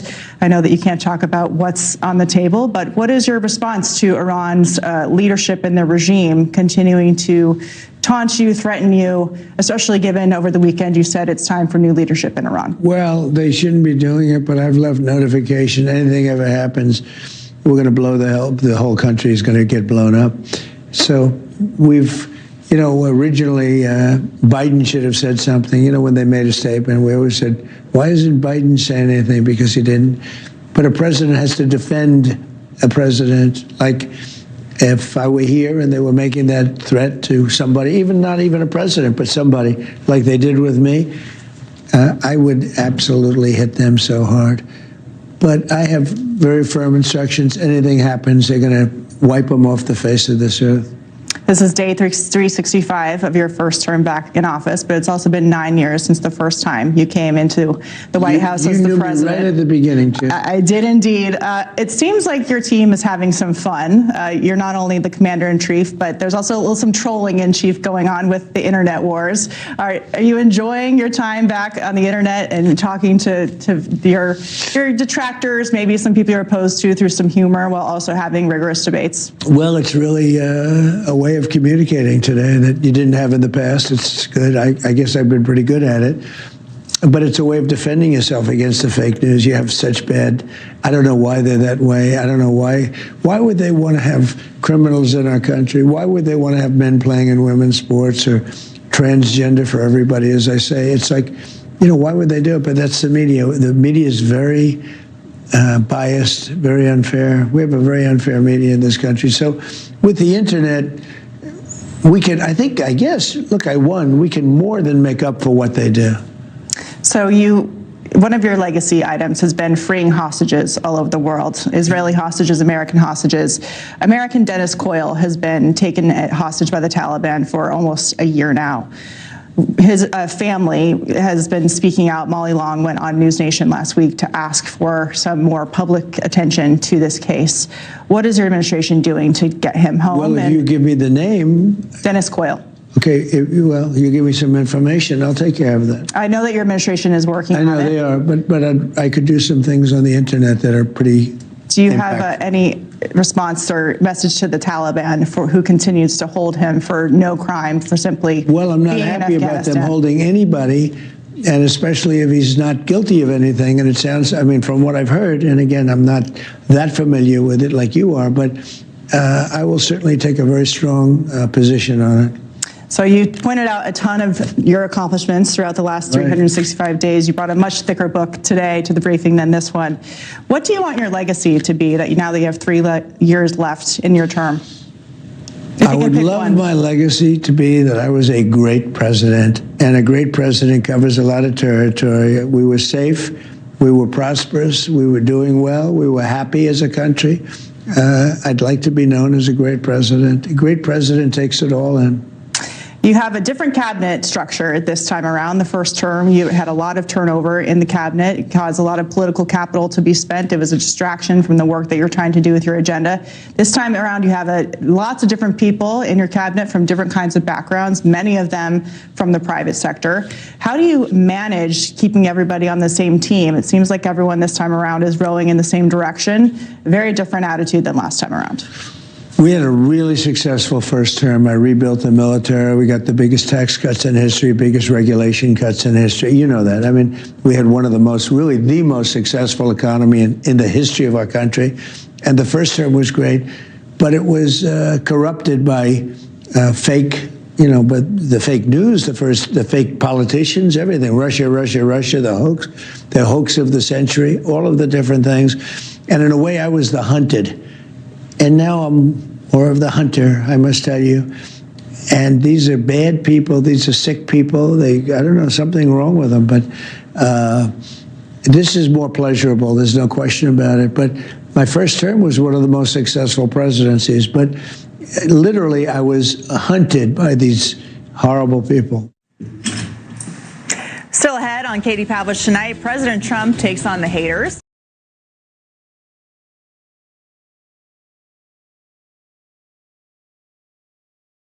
All right, so we got some breaking news. I have no idea what it is, but it looks like we won't be getting up at 8 o'clock in the morning.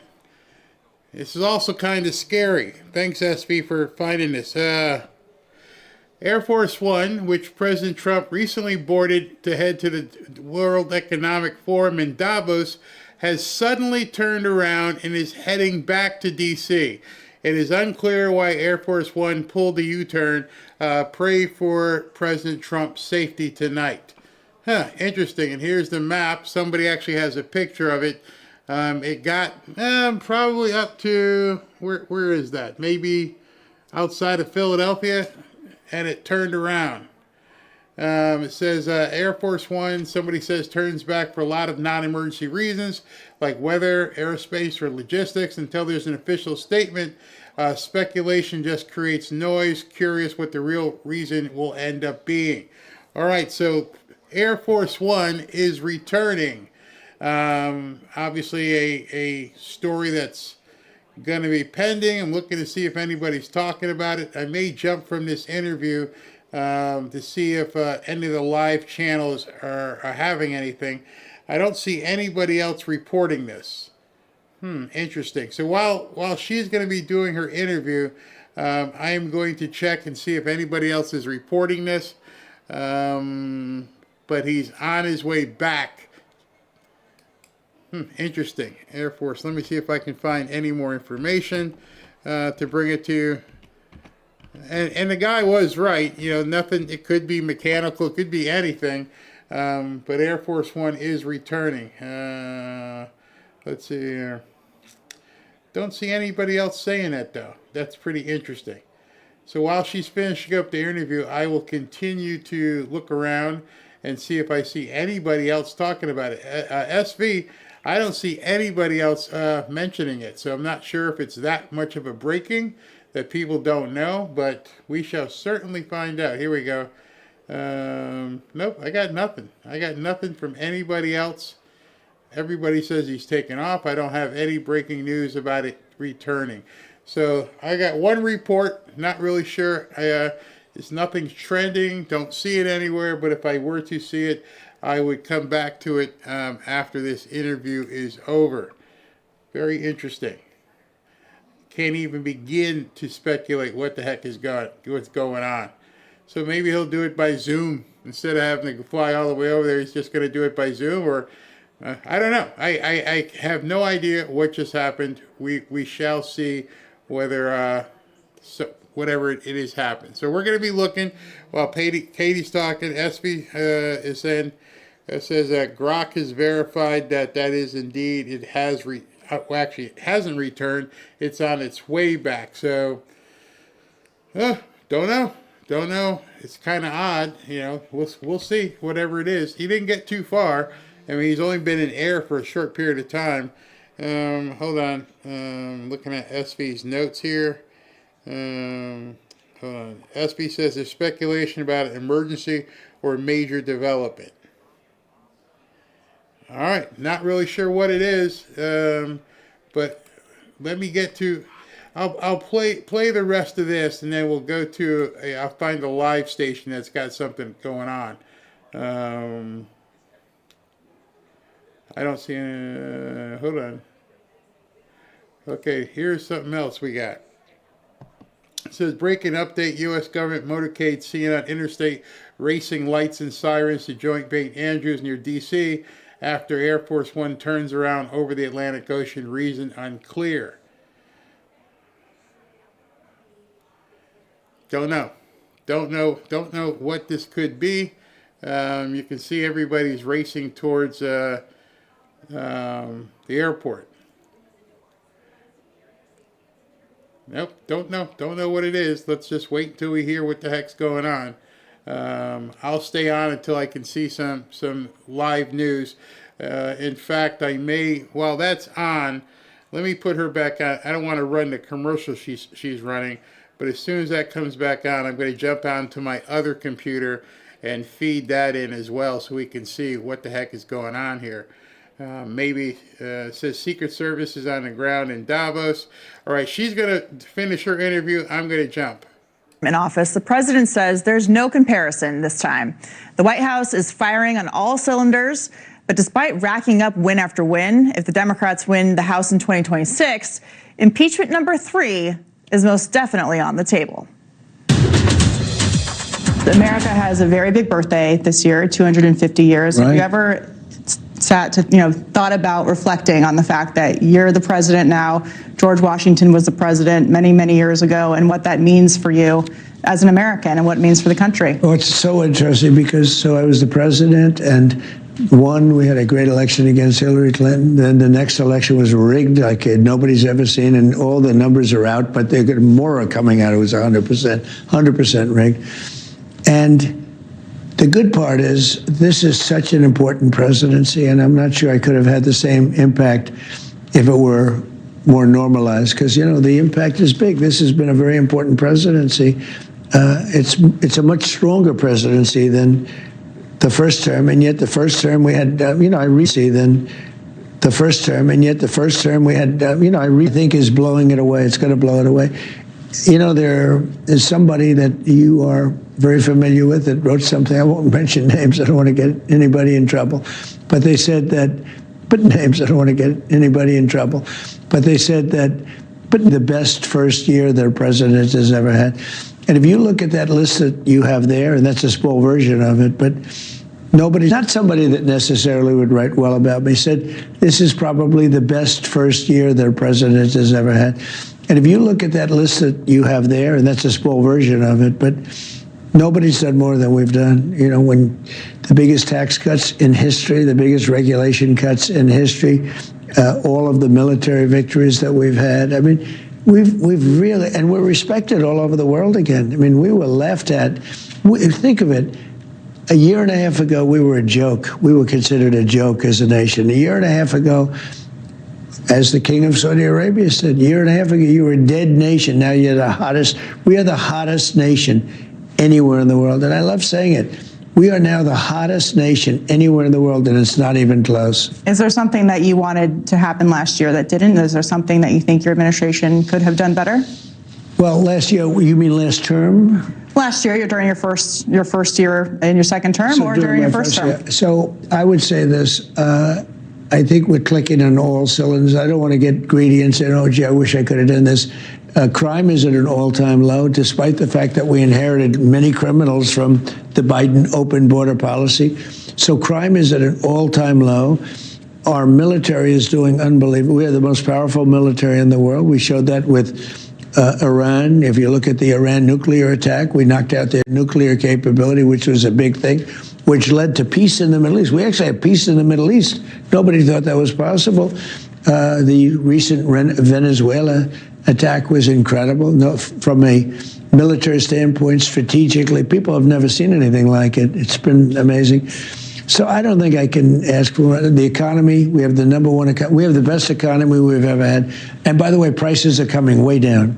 On the economy, you've made it clear that you want to transfer the U.S. economy from one that's based on federal government subsidies and employment to more of a private sector economy. Where are you in that transition process? Good. I mean, look, I hate to fire people, but we fired hundreds of thousands of federal employees because we had 10 people to do one job. And those people probably didn't like it very much. And now they're in the private sector and they're getting 2 and 3 times more money and they're doing well. And the only way a country can make it, you can't have too many government jobs because that's not a job that's going to, as we say, make America great again. So those people have now transitioned into the private sector. I could give you the greatest numbers ever. I'll just hire 1 million or 2 million federal workers tomorrow, and you'll see that we're going to be at 2.5% as opposed to 3% or 3.5%. You could do anything. That's what the Democrats do. They hire people to work in the federal government. Then they say they have good unemployment numbers, okay? I don't do that. And it's easy to do, and it looks good, but ultimately you can't build a country that way. Our country is doing unbelievably well. We have great unemployment numbers, and we really, I mean, many of these people have transitioned already from the federal government into private jobs. You expressed some frustration earlier that your message of your accomplishments is not getting out. Why do you think that is? I mean, you're talking about all these lowered prices, inflation has gone down, mortgage rates are below 6% for the first time in many years. What do you attribute to you feeling like you can't get your accomplishments highlighted? Inflation is down to a very low number. You want it to be at the number it is at now. Last month, it was down to 1%. And Biden had it. It was the highest inflation in history. And when I inherited this economy that he gave me, the prices were through the roof. I got them down. I mean, most prices are down now. Look at gasoline at $1.99 a gallon versus, I mean, we have many states where it's less than $1.99. It was $4.50, $5, $3.75, I guess, if sometimes. But basically, there were many times what it is right now. No, we've done a great job. I think the economy is phenomenal. We're rebuilding the military, continue to rebuild it. And again, right now, we're recognized as having the strongest military in the world. And I rebuilt the military in my first term. How are you feeling about the midterm elections, the Republican Party? Do you have contingency plans in place if Democrats were to take either the House or the Senate, given that last time when Democrats were in charge of the House, they impeached you? Oh, and they'll do it again. They'll find something, they'll impeach me for having a good economy or something. Can you work with some of them, like Elizabeth Warren? They got nowhere, wasted a lot of time, a lot of energy, a lot of money. It was a terrible thing. They're just very dishonest people. But they impeached me twice, once over a phone call that was absolutely perfect, the other one over perfect. And I will say the Republicans stuck with me 100%. But probably they will try and, it's not, they won't even have to try and fight. They'll take anything I do. They'll say, they'll impeach me because I did an interview with you. They'll impeach me because I looked to that side of the room. These are bad people.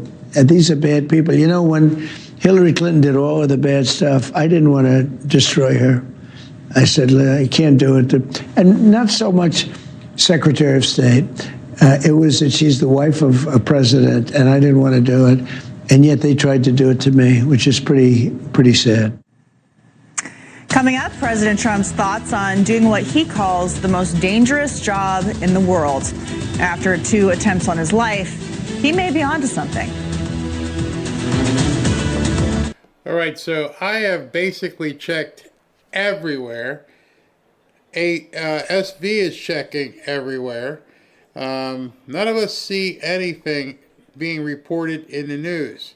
Don't see it anywhere. So maybe Nick actually got something wrong, because I mean, he's usually very reliable in terms of what he reports, but I don't know who told him that. I don't know how he was able to ascertain that information, but as of right now, I don't see it anywhere. I mean, nobody, none of the stations, nothing is reporting it. And of course, you know that these news stations, if there was something like that, they would immediately be reporting it. SV says he doesn't see it anywhere. I don't know anything about it. I'm refreshing. Hold on. Nope, still don't see anything anywhere with anybody reporting it. Nothing. So perhaps it was a false alarm. I don't know. I'm not going to tell you either way. Like I said, Nick has always been a good source, but nobody else is reporting it. It's just not anywhere. Hitting refresh. SV is hitting refresh. So I also have another channel over here, Live Fox Now, and I got nothing. Nobody is making any stories about it. No break-ins, nothing at all. So let's just hope it was a mistake, and that everything is okay. You know, people do make mistakes, but I don't see anything that says otherwise. No, nowhere. So I guess we'll find out if it's indeed true. We'll see if people actually begin reporting on it. But as of right now, there's nothing. SV just said, okay, SV's got something for me here. SV says, hold on. Plane is returning due to a minor electrical issue. All right, so they're saying a minor electrical issue, which means he won't be giving a speech at 8 o'clock tomorrow morning. So in that regards, maybe they'll do it by remote or something. But if he's coming back here, that speech says he's expected to board a backup aircraft and then continue the trip. Oh man, this guy's too much. Maybe we'll get in one of the F-35s and just get me there in an hour. It will be good. Who knows? So right now they're saying he'll return and then get on another plane, which is absolutely crazy. Absolutely. I mean, this guy will do whatever he needs to do. But I'll keep looking, but it doesn't seem like it's anything at this point for us to be concerned with. Just a issue with Air Force One. But I don't see anybody really reporting it. Grok's getting some information from somewhere. But anyway, we'll finish this interview, and then we'll see what happens in the morning. I'll be able to check his schedule when I wake up and see if anything's actually happening. But sorry, I don't have any news for you in terms of any further news about it. So it will be Air Force One. Exactly. No matter what plane he rides, it is called Air Force One. You are correct. All right, well, thank you guys for hanging out this long. You got about, I don't know, I guess she's going to take the whole hour with him. It's 10:47 right now. They're still on a commercial break. And at that point, as soon as she comes back in, we will definitely cover it. And let me see, she has not come back on yet. Who can say this guy doesn't love America? If he's going to come all the way back here and turn around and then go back, whew, wow. Bring my luggage. Get it over there.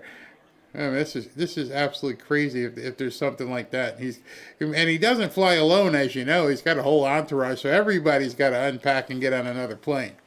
Interesting. Very interesting. And I keep refreshing to see if there's more information while we're waiting. I don't see. I see people copying Nick's post, but I don't see anything new. Nothing new at all. So we'll wait, and we'll see what exactly happened.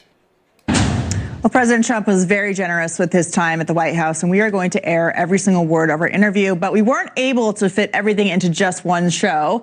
So part 2 of my exclusive sit-down with President Trump airs on our show tomorrow night. Here's what he had to say about the constant threats that he faces. It's a job that has its dangers, if you think, right? You look at the percentages, it's probably the most dangerous job in the world. I was telling people, I guess it's 5.5%. It's a bad number, 5.5%. That's a lot. You know what that means, right? Why don't you tell me what that means? If you're a race car driver, 0.1% die. If you're a bull rider, 0.1% die. If you're a president, it's 5.2%. That's a big difference. Joining us now to break it all down, host of News Nation's Batya. All right, so Nick put it up. SV, of course, would send it to me. I don't see anything further. So we'll just go with what Nick said. It's looking like it's based upon, oh, wait a minute. Now it's trending. Wait a second. Air Force One is now trending. Looking for some very good sources. Nick. Don't see many other. Anyway, it looks like he's going to return and then go back on a different plane. If I hear otherwise, obviously I'll post it as well. Whew. What a night. What a long, long night. All right, so let me see if there's any super chats here. And then I'll read them, and then I'll go to bed, and you'll go to bed, and hopefully we'll wake up tomorrow and everything will be okay. We'll see if we have to adjust the times. I'm sure the people over at Davos will do that for him without having much of an issue. What a day. What a day. All right, so let me do this. And then I can figure out what the hell happened to my microphone, and had all kinds of technical issues today. All right, so let's do this. Hold on, let me get rid of the comments so you guys can see stuff. Whew. Thank you guys for hanging out all this time. I didn't hardly see my wife today. All right, so here we go. Picasso, punishment is unjustifiably slow for certain people. Agreed. The real KRO, thank you. Randy, Barry, I watched your AI co-host at the beginning. My wife realized she's awesome. She's definitely trained by you. I use AI writing songs and melodies. That's fun too. Trying to do more training every single day. And just to give you an idea, like what the training is, some of you guys, when you hear me say training for an AI person, you got to take a video of yourself, give a video of yourself mouthing the words, what kind of things you like to say, the inflections, and the more you say, the more you talk into the machine, the more it will then, basically spit it back at you until, they said it'll take a week or so, so we'll keep going. Vielka, they brought young fighting males for a reason. Remember that guy they caught at the border, and he's like, where do you come? He goes, you'll find out soon enough. That was very weird. James Hammond, the unrest today is a continuation of the 60s riot. That's what that Fred Hampton guy was saying. C-Arm, no poor bastard ever won a war by dying for his country. He won it by making other poor bastards die for their country. There you go. I like that. Pipeline, Barry, thank you for your YouTube channel. Every night I log in and watch with my 15-year-old daughter. I hope it doesn't say 15 daughters. I raised her by myself, and she thinks and believes in God and America just like you and me. God bless you and your family. Thank you very much. FB, thank you. Purchase subscriber. There's no recommendation for sentencing in the Jeffrey Epstein law. That's why it was near unanimous. No one intends to enforce anything. KRO, thank you. Thank you very much. Chiosop. Busting the people at the bottom doesn't work. They need to follow the trail to the top. They use military courts. Once the top goes, the rest fall. Agreed. Chiosop, the same people on the island are also the ones committing crimes against the United States. The military will get them for the second, and it fixes all. I hope so. Lady Gizmo, I've learned with you and those in the community, I'm willing to die for my kids, grandkids, and great-grandkids. I don't have any of those yet. Tim Curry, clandestine Jacob Creech, just a former Virginia National Guard veteran and former restaurant manager. He's ate a whole bottle of red pills. Yeah, I guess. I didn't know what his real name is. Okay, Jacob Creech. Chiosop, you can't take down the enemy without exposing them to the people and taking away their funding and weapons so they can't fight back. This is chess. Rotnadog, Barry, you should look into getting Derek Johnson on his show. He breaks everything down in military laws and orders currently in place. I'd like to, send me some information on him. Nick Esselman, Barry, I don't think you're crazy. 17 said I will come down to military tribunals. We're going to see it soon. We will find out there are people we thought were on Trump's side. White wolves. Hey, Tim, I get pissed. I get pissed. I'm 100% Trump. I just fear and care so deeply for the future of this republic. I agree with you. Making Blankenship, just like I said last night, Trump said, create the Golden Dome and close our embassies and bring our troops home. Make it again. I believe that when the Golden Dome is completed, Trump may invade Canada and take them also. That was what he alluded to in 2018 or 2019. Cutting edge. They don't have what we have exactly, honey. Buddy Sanders, UK will be an Islamic regime in 20 years, and they'll like it. Benedetto, I'm seeing the future Greenland, USA open for business. If you like to ski, or maybe in the summer, if there is a summer up there, fishing. Joan Silver, we are watching America win. I have never had so much fun. I'm ready to see this to the end. We have no choice, President Trump. We are counting on you. Barry, keeping this army together. I'm trying. Lady Gizmo, the community is awesome and resilient. Word of the day. Thank you, everyone. Thank you. Thank you, Real KRO. Chris Jones, notice that Howard Letnick is the only man not sitting with his legs crossed. I did notice that. Born on the 4th. Thank you for Bibles. Thank you and the team for a great job. We're almost getting to the point where that website is going to be ready. Oh, I can't wait till you guys see it. Cutting edge. This is like the movie The Titanic. The ship for them is sinking fast, and tomorrow Trump will put them in the Mariana Trench. Purchase subscriber. I wonder how many times in total the concept of citizens ever gets raised at Davos. Good question. Hey, Tim and Barry, next jump over play Billy Preston is nothing from nothing, leaves nothing. All right, I'll get that. Julie Branch, thank you, Barry and mods, for doing what you do. God bless you. Tim Curry again. What a year it's been. 3 more years. Can you imagine that? This is just the beginning. 1 year. One year. Tanaya, Barry, I think Trump is one of those 3 identical triplets, hence the never-ending energy. When he sleeps, the other 2 take over. Something. Neo, Howard owned that conference. Great show, Barry, always. Most important content for MAGA team for more Bibles. Thank you. Chio Shop, even Air Force One can't keep up with Trump. There you go. Exactly. And Cutting Edge, remember, Switzerland is full of orcs. The previous prime minister of Poland said the pastor, it may be lost forever. They know because 1,000 years ago they fought against them. I always wanted to go to Switzerland. Robin was like trying to plan a vacation. And I'm like, I don't know. There's nothing place where we can go where I feel safe over in Europe anymore. Thank God I got to go to Rome.